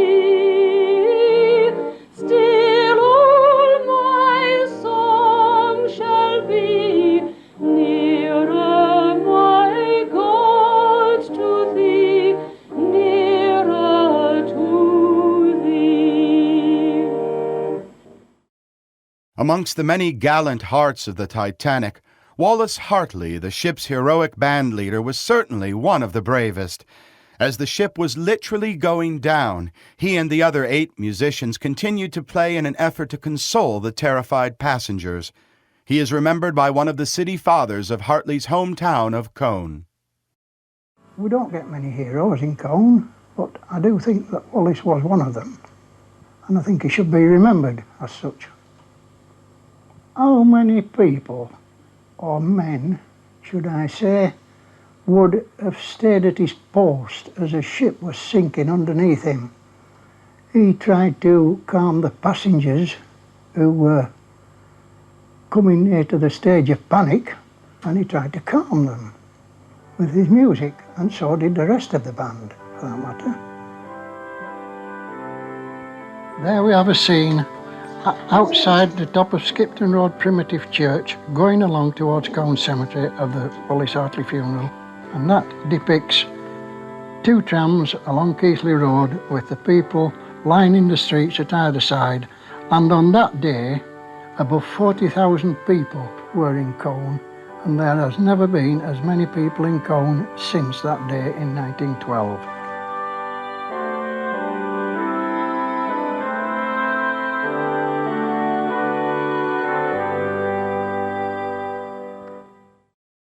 The late Sir Arthur Rostrum was not only a great mariner and seasoned professional, but also one of the real heroes of the Titanic story.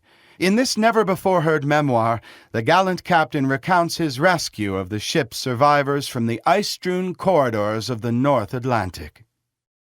In those days, wireless was but a recent addition to the equipment of ships at sea. We were quite proud of our installation, and we only carried one operator. This man should have finished duty at midnight, yet here he was at 12:30, and he was still listening in. But he was on the very point of retiring. He was, in fact, in the act of bending down to undo his boots when the dread call came, for in his interest he still retained the phones upon his ears. SOS Titanic calling.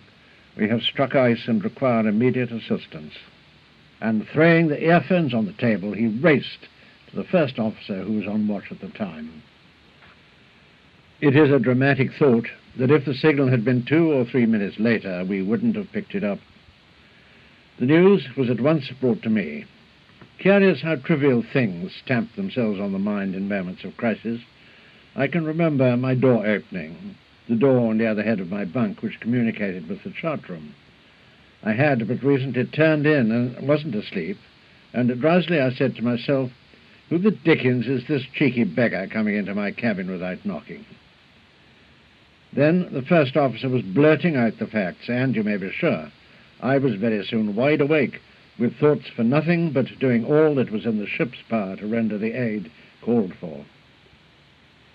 So incredible seemed the news that, having at once given orders to turn the ship, we were bound from New York to Gibraltar and other Mediterranean ports, while the Titanic was passing us westward bound, 60 miles to our northward. I got hold of the Marconi operator and assured myself that there could have been no mistake. Are you sure it is the Titanic that requires immediate assistance? I asked him. Yes, sir. But I had to ask again. You are absolutely certain? For remember, the wireless was not at the pitch of perfection and reliability it is today. Quite certain, he replied. All right, I said then. Tell him we are coming along as fast as we can. I went into the chart room, having obtained from the operator the Titanic's position. It was latitude 41 degrees 46 minutes north, longitude 50 degrees 14 west. I at once worked out the course and issued orders. Within a few minutes of the call, we were steaming all we knew to the rescue. The Carpathia was a 14-knot ship, but that night, for 3.5 hours, she worked up to 17 knots. One of the first things I did, naturally, was to get up the chief engineer and explain the urgency of matters, and calling out an extra watch in the engine room, every ounce of power was got from the boilers, and every particle of steam used for the engineers, turning it from all other uses, such as heating. Fortunately, it was night. Fortunately, I mean, from one aspect, all our passengers were in their bunks. Many never woke up until the drama had been played out, because one of my first instructions was that as far as possible, absolute silence should be maintained, while every man was told to instruct any passengers seen about to return to their cabins and stay there. As soon as the men heard what was wanted and why, many of them went to work without waiting to dress, good fellows. I had up the English doctor, purser, and chief steward, and to these I gave the instructions as follows. The English doctor to remain in the first-class dining room, the Italian doctor in the second-class dining room, and the Hungarian doctor in third, all to have ready supplies of stimulants, restoratives, and other necessities.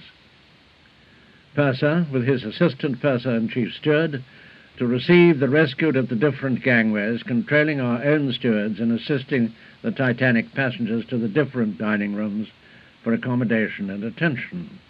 They were also to get as far as possible names of survivors to be sent by wireless.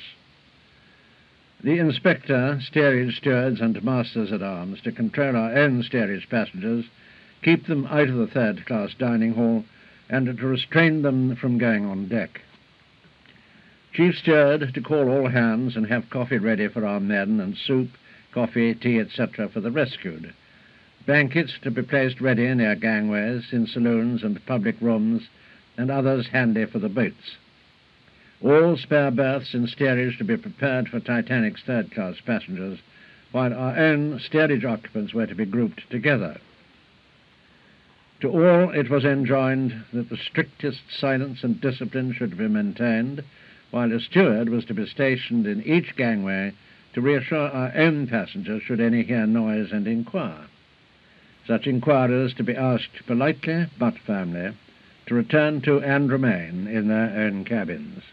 Meanwhile, we were plying on through the night, a brilliant night of stars. I had been able to go to the bridge. To me, there, Marconi operator came reporting he had picked up a message from the Titanic to the Olympic, asking the latter to have all her boats ready. The sense of tragedy was growing. But the Olympic, homeward bound, was hundreds of miles away, very much farther than we were. The Titanic had also called us. They asked how long we should be getting up. Say about 4 hours, I told the operator. We did it in 3.5 hours. And tell her we shall have all our boats in readiness and all other preparations necessary to receive the rescued. I then gave the following orders to the first officer: prepare and swing out all boats, all gangway doors to be opened, a block with line rope hooked in each gangway, a chair slung at each gangway for getting up sick and injured, pilot ladders and side ladders at gangways and over the side, cargo falls with both ends clear and bights secured along ship's side on deck for boat ropes or to help people up. Lines and gaskets to be distributed about the decks to be handy for lashings, etc. Forward derricks to be rigged and topped and steam on winches to get mails or other goods on board. Oil to be poured down lavatories both sides to quiet the sea. Canvas ash bags to be near gangways for the purpose of hauling up children or helpless. Company's rockets to be fired from 3 a.m. every quarter of an hour to reassure the Titanic. An hour before, the Marconi operator had brought me a message from the Titanic that the engine room was filling. That had looked fatal. It left little doubt that she was going down. So to catch that green flare brought renewed hope. Almost at once the second officer reported the first iceberg. It lay 2 points on the port bow, and it was the one whose presence was betrayed by the star beam. More and more now were we all keyed up. Icebergs loomed up and fell astern. We never slackened, though sometimes we altered course suddenly to avoid them. It was an anxious time, with the Titanic's fateful experience very close in our minds. There were 700 souls on the Carpathia. These lives, as well as the survivors of the Titanic herself, depended on a sudden turn of the wheel. As soon as there was a chance that we were in view, we started sending up rockets at intervals of about a quarter of an hour, and when still nearer, fired the company's Roman candles, or night signals, to let them know it was the Carpathia that was approaching. Occasionally we caught sight of a green light. We were getting pretty near the spot. By this time the hope that their green signals had at first bred in us was gone. There was no sign of the Titanic herself. By now, it was about 3:35 a.m., we were almost up to the position, and had the giant liner been afloat, we should have seen her. The skies were clear, the stars gleaming, with that brightness which only a keen, frosty air brings to them. and visibility was as good as it could be on a moonless night. I put the engines on the standby so that the engineers should be on the alert for instant action. At 4 o'clock I stopped the engines. We were there. As if in corroboration of that judgment, I saw a green light just ahead of us, low down. That must be a boat, I knew. And just as I was planning to come alongside, I saw a big berg immediately in front of us. The second officer reporting it at the same moment. I had meant to take the boat on the port side, which was the lee side, if anything, though there wasn't much wind or sea, but the iceberg altered the plan. It was necessary to move with the utmost expedition. I swung the ship round, and so came alongside the first of the Titanic's boats on the starboard side. Devoutly thankful I was that the long race was over. Every minute had brought its risk, a risk that only keen eyes and quick decisions could meet, but with that feeling was the veritable ache which the now certain knowledge of the liner's loss brought. No sign of her, and below was the first boat containing survivors. A hail came up from her. We have only one seaman in the boat and cannot work very well. They were a little way off our gangway. All right, I told them, and brought the vessel right alongside.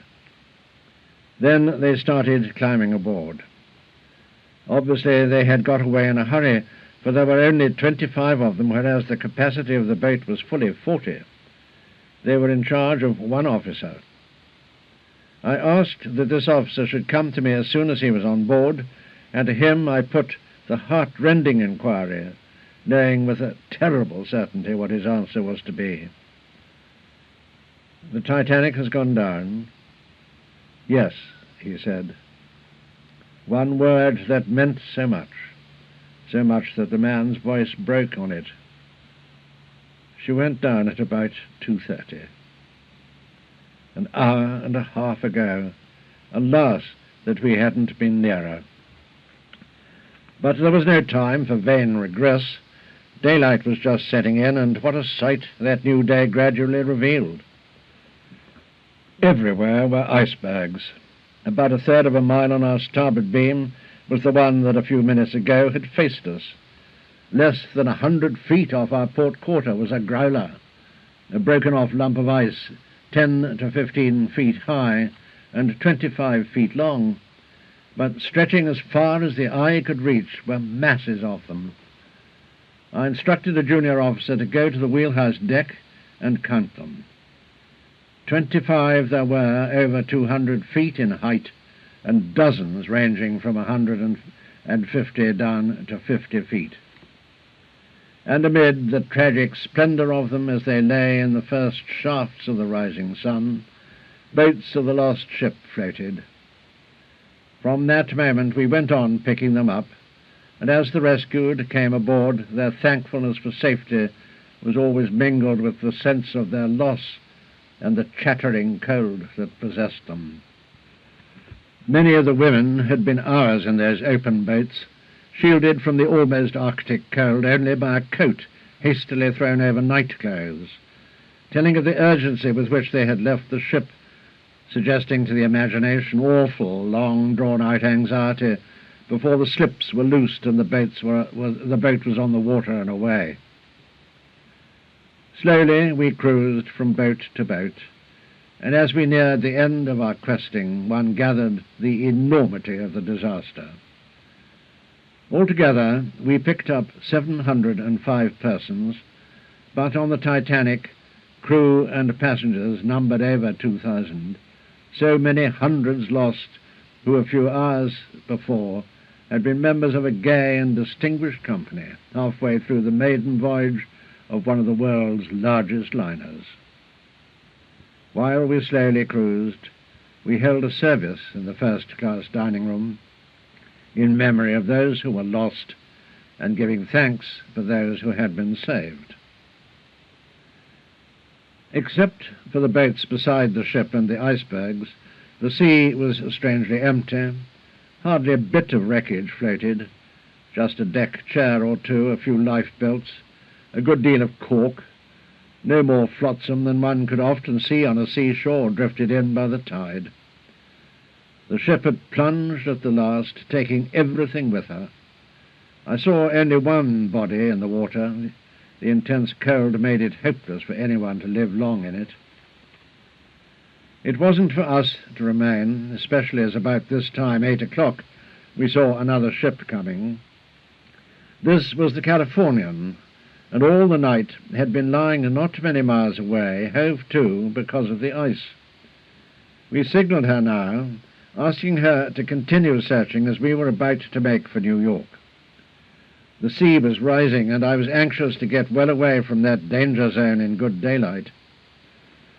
So we got as many of the Titanic's boats as we could on board, some remaining suspended on our davits, others hauled on the forecastle head, and proceeded. Some boats containing the survivors were alongside, people were climbing up the ship's side, others being pulled up, all wearing lifebelts, and incidentally it was the wearing of these that protected those who had been so long exposed in the boats and prevented many from dangerous chills. And then, from every quarter, boats were pulling in, making for one common objective, the Carpathia. One thing stands out in my mind about it all, the quietness. There was no noise, no hurry. All our men passengers gave up their cabins, and many of the ladies doubled up with others so as to leave their own quarters free for the distressed. Every officer, of course, yielded his accommodation. In my cabin were 3 ladies, each of whom were bereaved. Their husbands, all millionaires, had perished, and in addition one lady had lost a son. On the other hand, one had her son with her, whose saving had that touch of the dramatic that was in evidence time and again that night. This boy had been separated from his mother, but later on had found a place in a collapsible boat. His position was even more precarious than it sounds, for since they were helpless to propel it in any way, the boat was floating in the near vicinity of the liner and couldn't move away.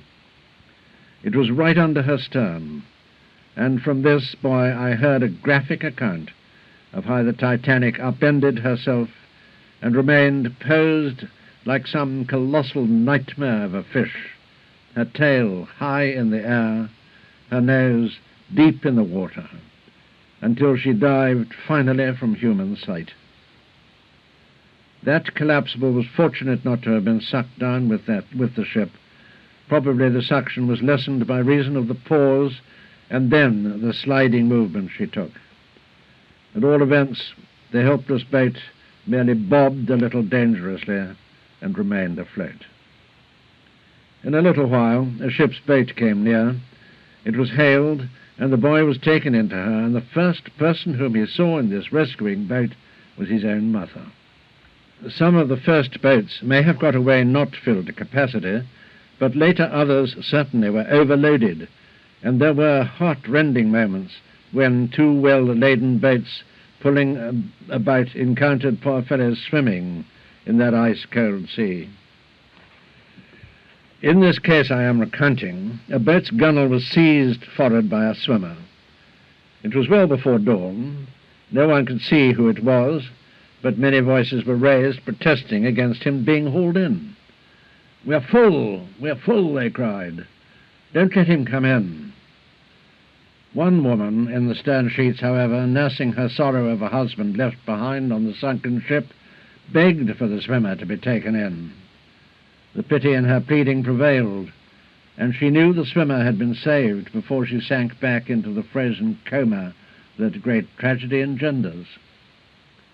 Hours passed. At length dawn lit the haggard faces of those who huddled shiveringly in that boat. Only then did the woman see the features of the drenched man she had been chiefly instrumental in dragging from a death by drowning. It was her own husband. It stirred the heart to see the fortitude of the bereaved, much as it sent a glow of pride to listen to some of the tales that were gradually revealed by the survivors of the sights that had been witnessed during those last hours on the sinking ship. Tales of bravery and self-sacrifice that add lustre to the human story, shown by every class. In those hours of trial, facing death, men were equal in heroism, whether they were the humblest or such as had much of this world's possessions. And one wondered, looking into the troubled and sometimes vacant faces of those who were saved, whether they, or those left behind, had the harder part to play. But it is sure that there were many that night who, loaded with riches and honours, showed they possessed the greater gifts of self-sacrifice and self-command. A boat full of women was ready for lowering from the stricken ship. It was found to be too full, and the order was given for someone to get out. What a moment! It had to be done, for the overfull boat endangered the lives of all. A young lady, a girl really, got up to leave the boat. At once some of the others protested, pleading that she should stay. "No," she said, "you're married and have families. I'm not. It doesn't matter about me." She stepped out of the boat and returned to the deck. She went down with the ship. She gave her life that others might live. No words of mine can add to the beauty of that action. But that night it was duplicated 100 times as the boats went off, until there were no more to go, and those who remained knew all hope of safety was dissipated. In all that large assembly of differing human beings, I heard of only one instance of selfishness. A certain foreigner who had come aboard bedded himself down in one of the smoke rooms. With an acquisitive eye and disregard of others, he had obtained several blankets for his own comfort. These were draped round his portly figure, when other men found they were devoid of any. He was asked to share up, but adopted the old motto of, "What I have, I hold." There was a small council of war among a few men, but the war was soon over, and the blankets distributed. I ought to mention that the Olympic, which at the time of the disaster was some hundreds of miles to the westward, having left New York on the Saturday, had wired us suggesting she should take off the rescued, but I was against any such move. Fortunately, Mr. Ismay, the chairman of the White Star Line, was among those saved, and when I informed him, suggesting that it would be unwise to endeavour to tranship these poor people who had just been saved from the boats, he at once agreed, and told me to request the Olympic to keep out of sight. So on we went, still passing other isolated bergs from time to time. I remember that about noon we passed the Russian steamer Burma, who, bound east, made an endeavour to cut through that ice pack, but he turned out again, and I didn't blame him either. We were able to communicate to the Olympic the bare facts of the disaster, and I also sent the official message to the Cunard Company, together with as many names of the survivors as we then had. This offered the first chance we had of dispatching the news to shore. It was, owing to the short range of wireless then in operation, also the last opportunity we had of establishing communication until Wednesday afternoon. And then we learned how the world had waited in suspense for details, and especially a correct and complete list of passengers and crew who had been saved. Margaret Houseman is the daughter of Sir Arthur Rostrum. Steadfastly shunning the limelight shone upon all those closely connected with the events of April 14, 1912, she agreed to a rare interview for this documentary. I think he had his first command at the age of 30. He was 42 when he had the Carpathia. He was taking the Carpathia on a cruise in the Mediterranean when this happened, and when he was told that the Titanic was sinking, he could hardly believe it, as you can imagine. And, nothing could ever sink the Titanic, so they thought.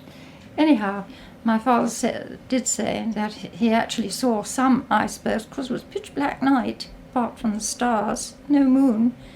He just saw the reflection from a star glitter on an iceberg, which was very close, fortunately, so he managed to escape that one. When he reached the sort of position where he thought the Titanic should be, he sent up rockets every quarter of an hour to tell people that he was on the way, and they also had a brilliant searchlight, of course, on which he was searching, and when they saw the first boat, I think he stopped and took them on board, people on board, and I think he was searching around for others, gradually came across them and picked them up. In order to be in contact with New York, the Marconi operator had to get in touch with the Olympic, who relayed the message on to New York, because the range was not long enough at that time. They had to steer around this great field of ice, which put quite a lot of time on their way back to New York. And he was a bit unpopular with the New York press because he wouldn't let them come on board. He thought these people had had enough trauma and they had to wait until he got the ship into New York. One cheeky chappie, he called him, did manage to get on board and he let him stay. And of course he got the scoop. But, my father had said to him, you mustn't upset these people, take it gently. He was, interviewed in great detail and complimented very much on the way he'd tackled it all. She actually went with him when he was presented with the Congressional Medal of Honor and with the thanks of Congress, and President Taft presented it to him. And they had lunch with the president and his wife at the White House. So that was all very exciting. He felt terribly upset by it. And I think that's why he didn't like talking about it much. And also, I'm sure he felt that it should never have happened. And he felt it was such a terrible thing to have happened.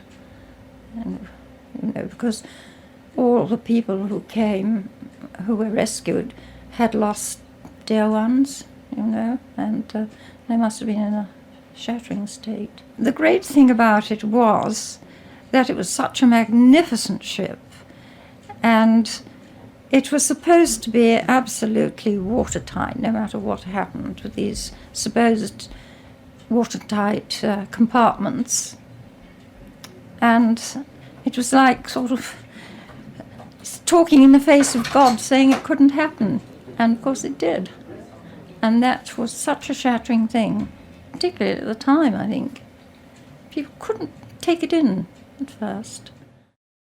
Few realize that to many of the survivors, their rescue and subsequent transfer to the Carpathia was in many cases quite terrifying.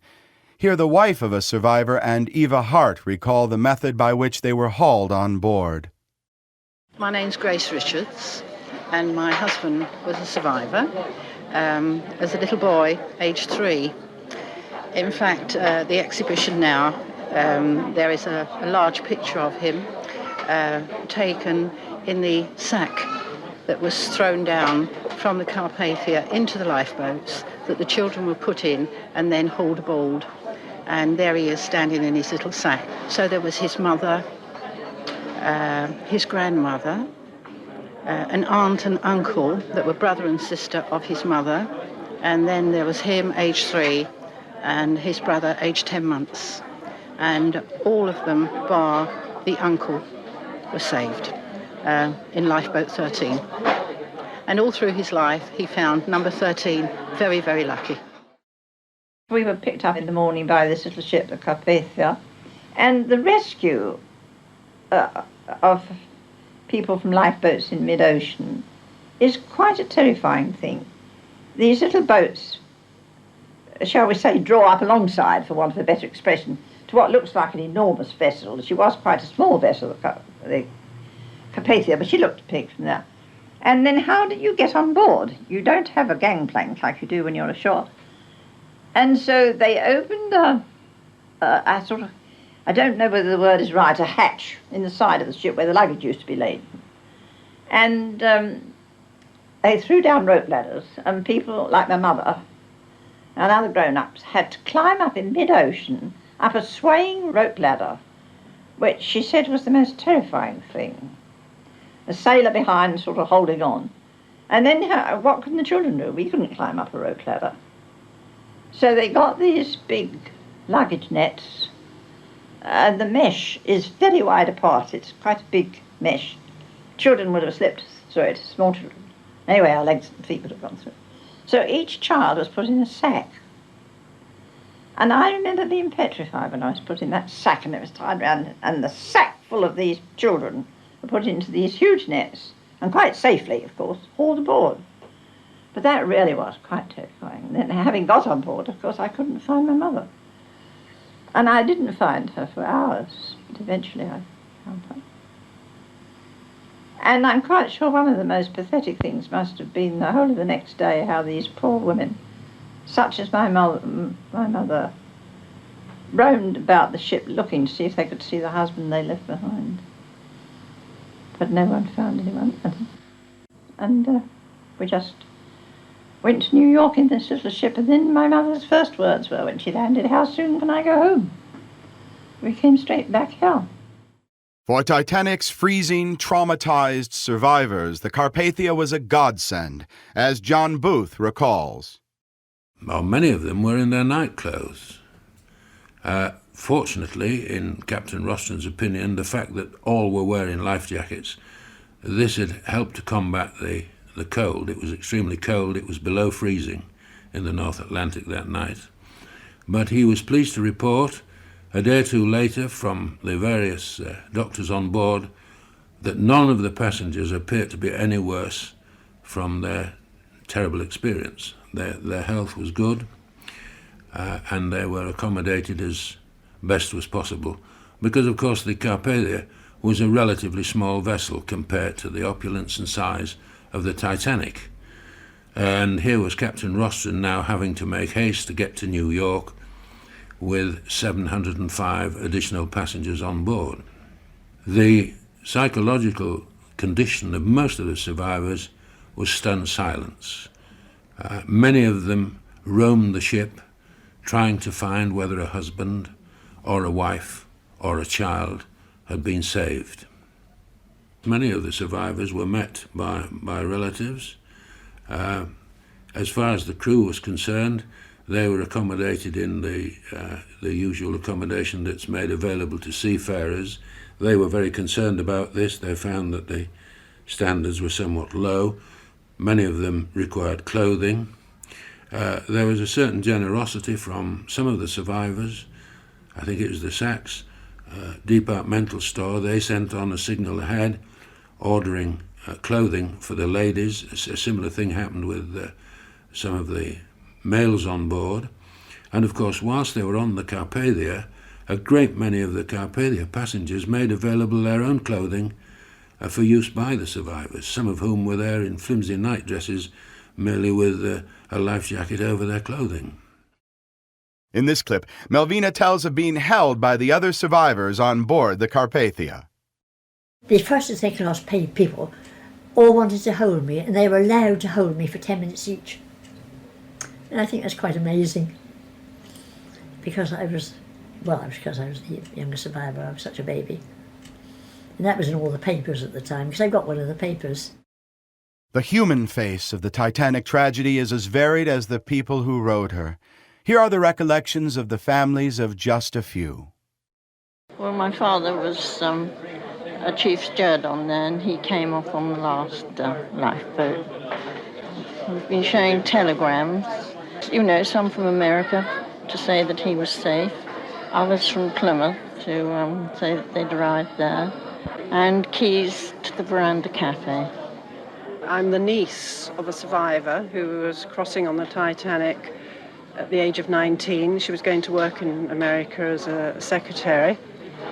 And I'm not sure which lifeboat she was actually in, but the family story goes that just as they were leaving, a baby was thrown into her arms, and she looked after the baby until they were rescued by the Carpathia.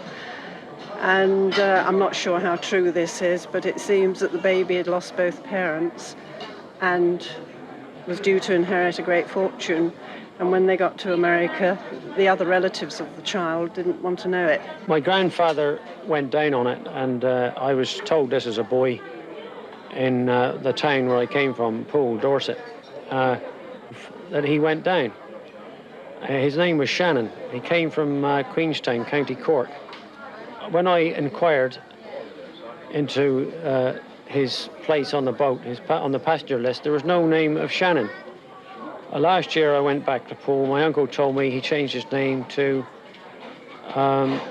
Leonard, L. Leonard. I lost my grandfather on the Titanic. He was a fireman on board, and his name was Charles Middlecombe. He was originally born in Leicester, and there was a recession in the early part of the century, and he came to Southampton to seek work in the dockyard. His first job was a labourer in the dockyard. I don't know, there's a lorry driver or something like that he was. And then he signed on board the Titanic, but he forged his age to get onto the ships because he wasn't old enough. And then he lost his life at sea with it. He went down on board. And I believe he was working down below when it went down. He hadn't got a chance of being saved. And his son, which is my dad, he was on the Olympic. My name's Colin Westland Garnett, which I'm afraid is rather a mouthful. My uncle, James Fraser, was the third engineer on the Titanic. So when James joined the White Star, the whole family came into Southampton, you see. He was brought across from New York, specially, as you know. To get onto the Titanic was a very prestigious situation. And he was brought back specially for this. They were all, I understand, overqualified. James Fraser, the third engineer on the Titanic, he went down at the age of 29.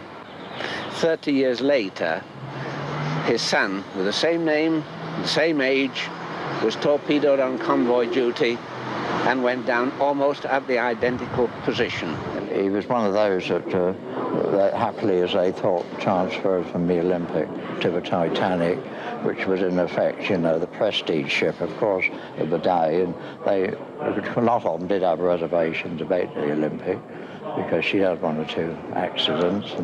And in fact, I got a letter written only in January 1912 where she damaged a propeller. And of course, to get on the unsinkable Titanic was really something. It was just ironic it didn't work out that way, but we tried to find out the time from the hands. It would seem that he went in the water about 10 to 2, that's how I've worked it out. And his body was found, according to Mother's story, by fishermen, and they buried him at sea, of course, and sent all the effects back, which Mother had, which came to my possession when she died. Next, Sir Andrew speculates on how his great-uncle might have assessed his role in the terrible sinking of the Titanic. He might feel that they should have gone back to try and pick up some of these wretched people. I think if I was him, I would reproach myself bitterly with that. But I mean, you know, there are people who earn VCs, and there are people. It may have been a bad error of judgment. I think he would agree that he made an error of judgment there. He should have risked that. For some reason, White Star President Bruce Ismay seems to have borne the brunt of the blame for the sinking and the controversial aftermath relating to both the American and British inquiries. Simon Fisher and then John Booth attempt to put it all into perspective. Bruce Ismay, yes. I mean, he was called Brute Ismay afterwards, but I think he was vilified badly. He wasn't a villain. He was a businessman, and he had these two wonderful new ships, and he had the best clientele of the Atlantic because of these ships. They were built for comfort and not for speed. So I think he was very badly used in the investigations afterwards. Basically, everybody thought that he should have gone down with the ship like the captain did. But I think he would have just been one more life lost uselessly. The room was there in the lifeboat for him to get into, and that's what he did. It was perfectly clear from the inquiry that he did a great deal to assist women and children into the boats. When the particular boat that he joined was available, I find this difficult to understand, but it's been corroborated, there were no other women about. And he stepped into that lifeboat and was consequently saved. He was obviously in great shock, as one can imagine. And when he was taken on board the Carpathia, the ship's doctor tried to persuade him to have a warm drink, and of course he was in a terribly depressed and nervous state, so much so that the doctor gave him an opium jab to try and settle him down. I think he was typical of a public school boy, educated at that time, to follow a father who was very much a down-to-earth seaman who had founded the line and was determined that his son should have the best of an education, as would any parent, in order to follow him when he took over White Star.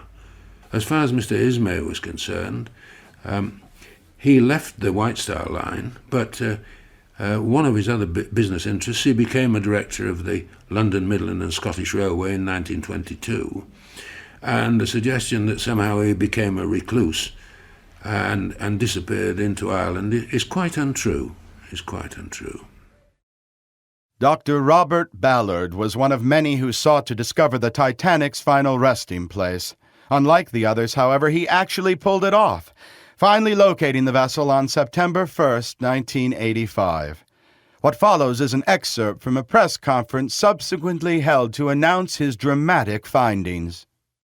It belongs where it is, and it should remain where it is. There's a lot of theories about the sinking of the Titanic, a lot of discussions, and I think that certain observations can rule certain things out, but they can't rule everything in. And I think that what we can safely say is that the Titanic did not arrive on the bottom intact and broke up on impact, and the stern was here and the bows here. The distance of 600 meters negates that possibility, and the lack of hardly any debris in between the two. What it appears is that the ship broke up very early. The Titanic's ever-jubilant baby remarks on Dr. Ballard's discovery of the infamous wreck. To me, it was quite amazing, and it was quite a wonderful achievement, I have to say that. Going down all that way and finding it. Yes, I think it was quite an achievement. And I didn't mind him finding it, as long as, I say, nothing was taken off it. Finding it, looking at it, well, that was all right. By the way, he's the one person I haven't met. I met the divers, I met the French Commodore or whatever. I met them all, but I've never met Robert Ballard. Addressing the issue as to whether any attempt should be made to raise the Titanic, Miss Dean had this to say. Should stay there. Oh, definitely should stay there. I don't mind the artifacts being off on the seabed, because they're not on it. But for the rest, I think the Titanic should stay where she is. It's a grave. And I said my father might be still on board, but they said no, that would be impossible. There couldn't be any of the people still on board. They'd be washed ashore or decomposed or something, I don't know. But no, I think it definitely should stay where it is. I don't think they could get it up because it's in two halves. So I don't think they could get it up anyhow. Here, Miss Dean and Walter Lord attempt to put a finger on the extraordinary interest in the Titanic so many years after the fact. Partly because it was supposed to be unsinkable, the only ship that's ever said it was unsinkable, and because it was very luxurious and very rich people on it. And I think that all combined to make it, well, everybody remembers it. And now I think they look on it as part of history. I went to the exhibition, the big one, 2 years ago in London. And of course there was every nationality there, all wanted to talk to me. And they were so interested in the artefacts and everything. It was quite amazing. And they were really were interested, not from a macabre point of view, from really intense interest in the history of the Titanic. It's as big a mystery to me as it is to everyone else why the Titanic happened to catch fire as a subject just now. It was easier to understand why it became such a big topic in 1956 when the book was written about A Night to Remember and the Titanic. But today, it's more of a mystery. I think it's only that people have forgotten what a magnificent, fascinating story it was. An example of confidence, of cowardice, of brilliance, of people not doing what they should do. There's so many morals to it at a time when we need moral support for the positions that we take. Although the unprecedented popularity of the Titanic has only recently exploded with the general public, since the very beginning there have been many who have devoted the better part of their lives to careful study of the catastrophe. Toward that end, several Titanic societies have been formed on both sides of the Atlantic, which now number thousands of loyal members. Generally, once a year they hold conventions at which Melvina is a regular. Here she looks back on her long-time acquaintance with several of the only recently departed survivors.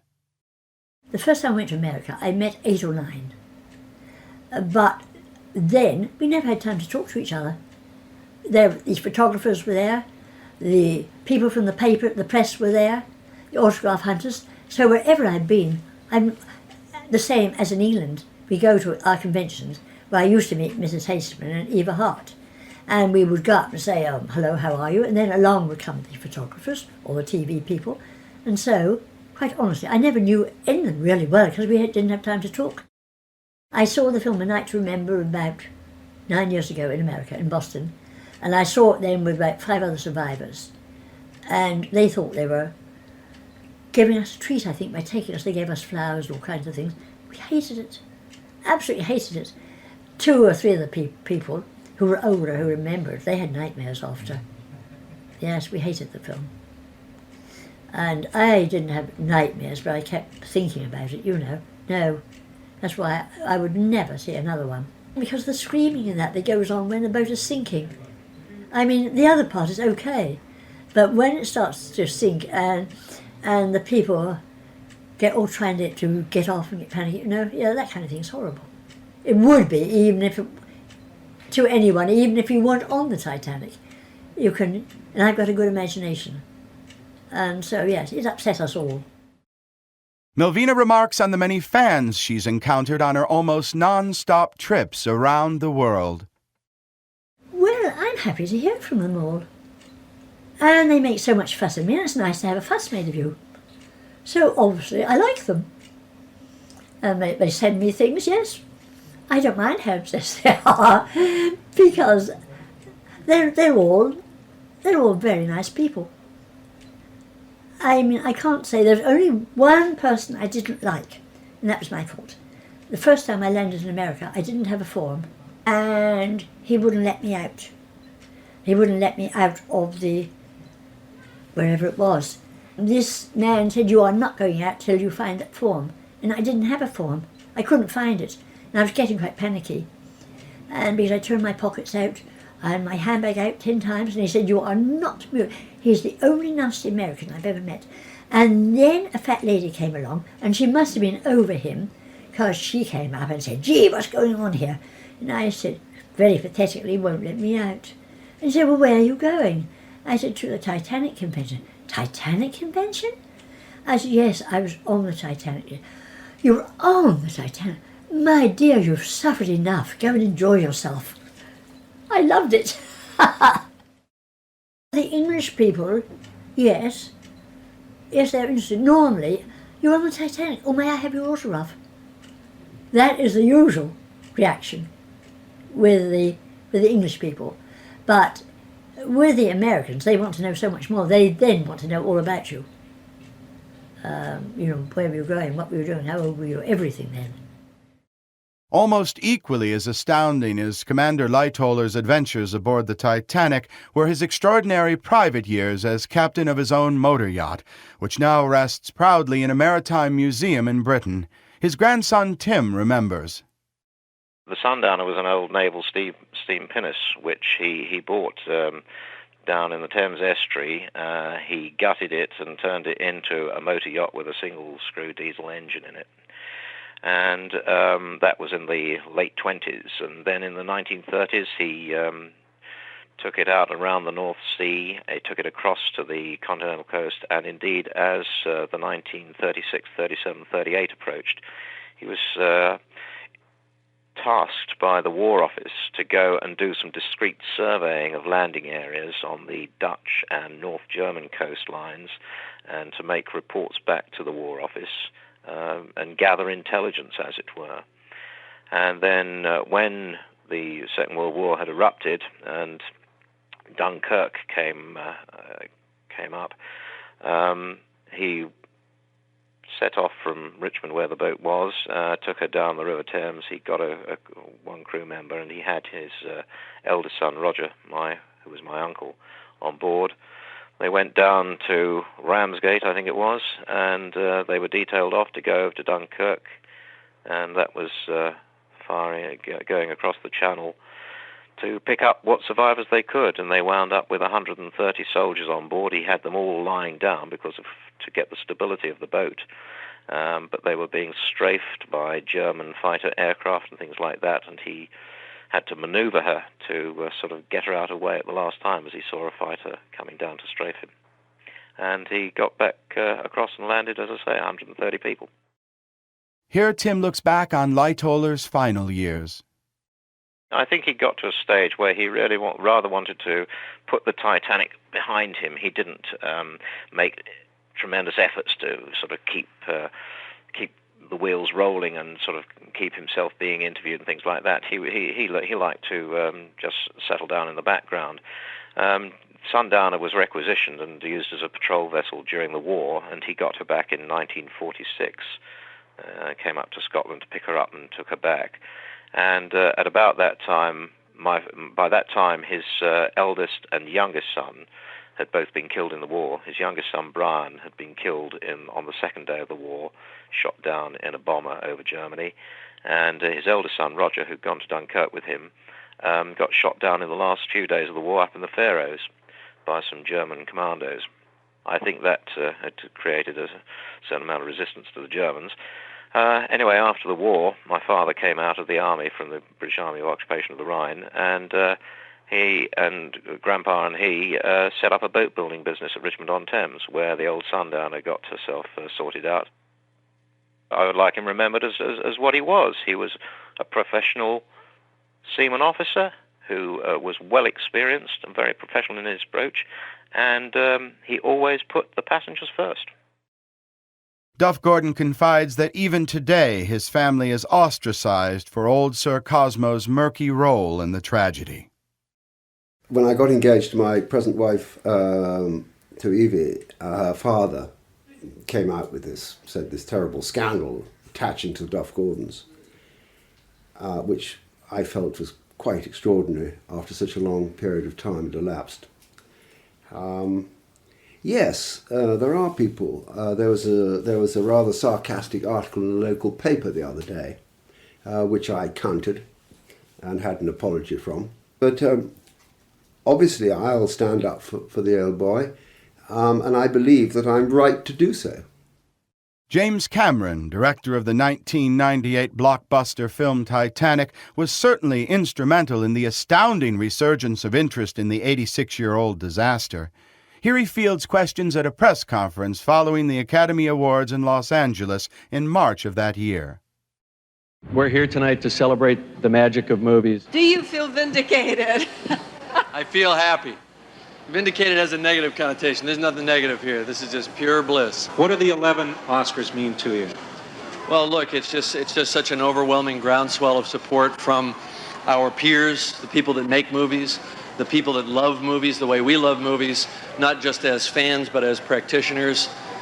You know, it's really the most fulfilling moment I think that an artist who works in this business can have. I feel gratified that I went into this dark place at the bottom of the sea and I experienced something, and I was able to share that experience with my cast and with my crew and with everybody who worked with me, and they all picked up the flag and they ran with it, and they ran till they dropped, and they created a movie that somehow passed that baton, that emotional baton, on again to the audience. And, you know, that's, I think, why it works the way it works. Leonardo DiCaprio, the young star of Cameron's Titanic, was propelled to near instant superstardom by the unprecedented global success of the film. He waxes philosophical regarding the legendary Titanic saga. Growing up, I always heard about the Titanic, and it's almost sort of been this true life sort of mystery of what happened to it. It's been this ghost ship that nobody could ever sort of find. And but what I think is, when I really, you know, read about it and researched it, has a lot of sort of, you know, important themes for humanity. It has a lot to do with man's arrogance and putting our blind faith in technology and sort of where we are, what we've gone through in this century. And it has a lot to do with respecting Mother Nature and not being so arrogant. The interesting thing about what truly happened on the Titanic was tragic, because not a lot of third-class passengers got a fair shot at life. I mean, the bourgeois society sort of, it's kind of symbolic. They went out into the lifeboats half full, while the rest of the world almost on the Titanic had to sort of survive on their own. The many lessons learned from the Titanic story echo even today, as the world refuses to forget the unprecedented human drama of that long-ago April night. They said it was unsinkable, and it went against the laws of nature. That we can't tell nature what to do. They say, what is the saying? Man proposes and God disposes. And I think that probably is true. We propose, but it doesn't always happen. It's a reminder more than it ever was before. Things don't necessarily work out the way you think they're going to work out. Preparation always is important. We shouldn't make such silly comments as unsinkable. Perhaps it's high time we stopped looking for someone to blame. We don't want any more mudraking, any more fault finding, and perhaps we don't want the Titanic disturbing anymore, do you think?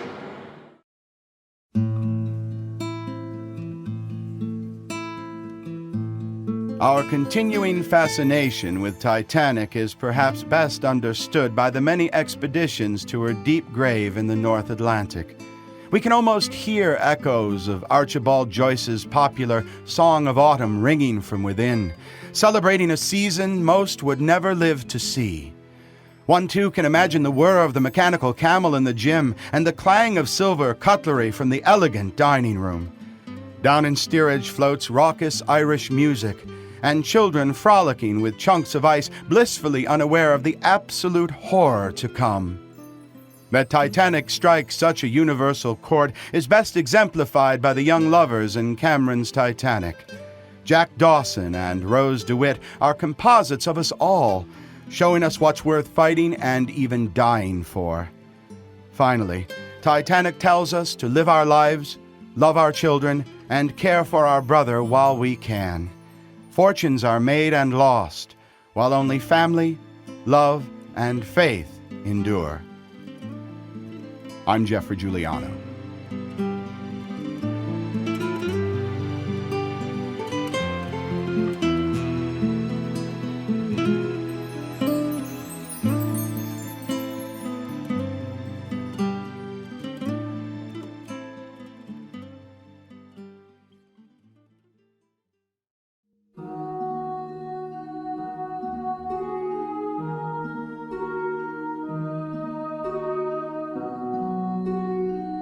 That man should go to the oceans, mountains, rivers, forests, and highways of this world and seek passage with humility and purpose is sure.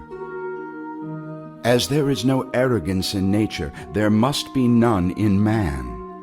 To set yourself in line with the awesome forces of the elements running along the wire of time, we know now is the only true means of transversing this world. Man is a child to nature and ever must be.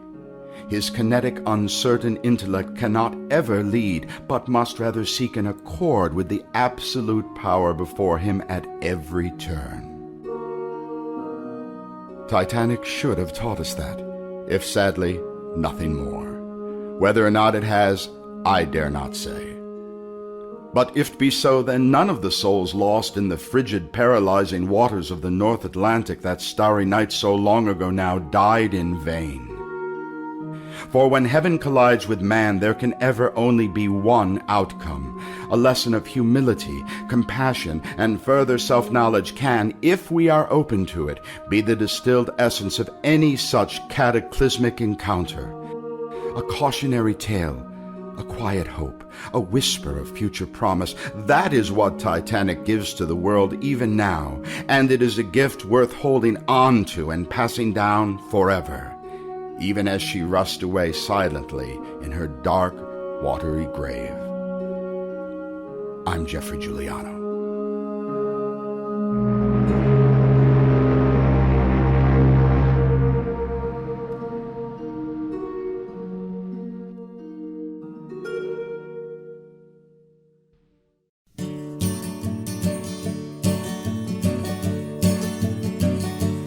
It was sad when that great ship went down. It was sad when that great ship went down. Husbands and wives and little children lost their lives. It was sad when that great ship went down. When they built that Titanic, they said what they would do. Build a ship that water can't go through.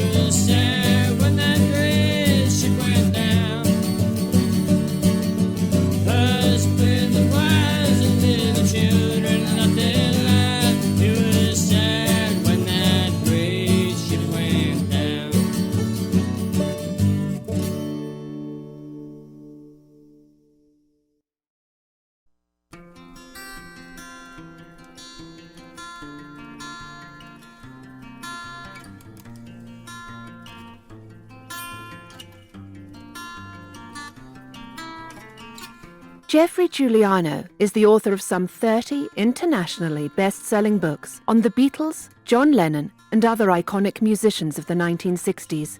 In 2006, his book, Paint It Black, The Murder of Brian Jones, was made into a film by Stephen Woolley and Nick Powell entitled Stoned, The Wild and Wicked World of Brian Jones.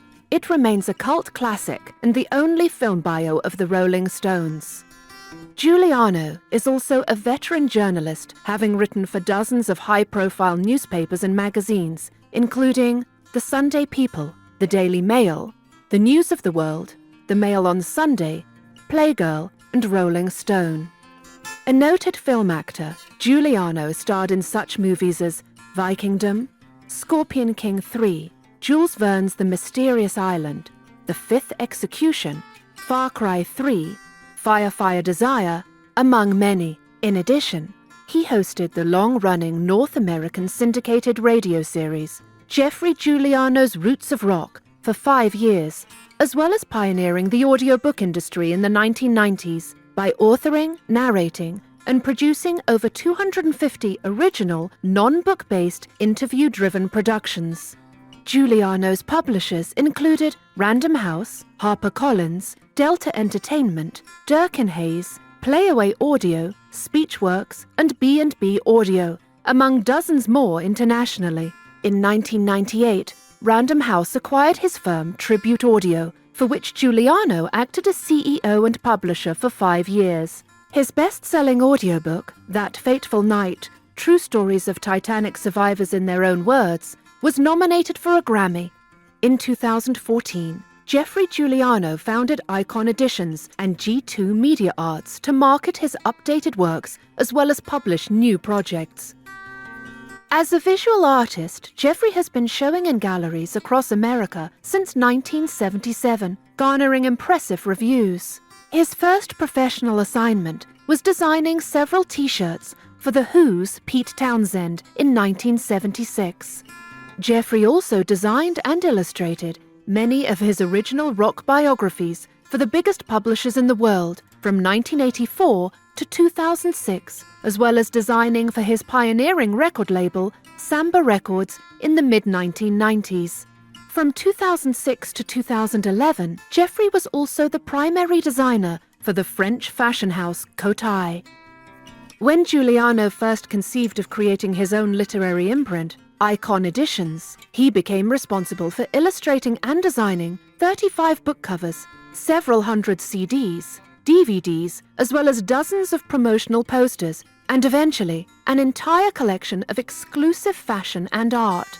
The expansive Design by Giuliano brand grew out of Jeffrey's impressive commitment to the arts and is the culmination of a lifetime's work by an extraordinarily talented and determined Renaissance man.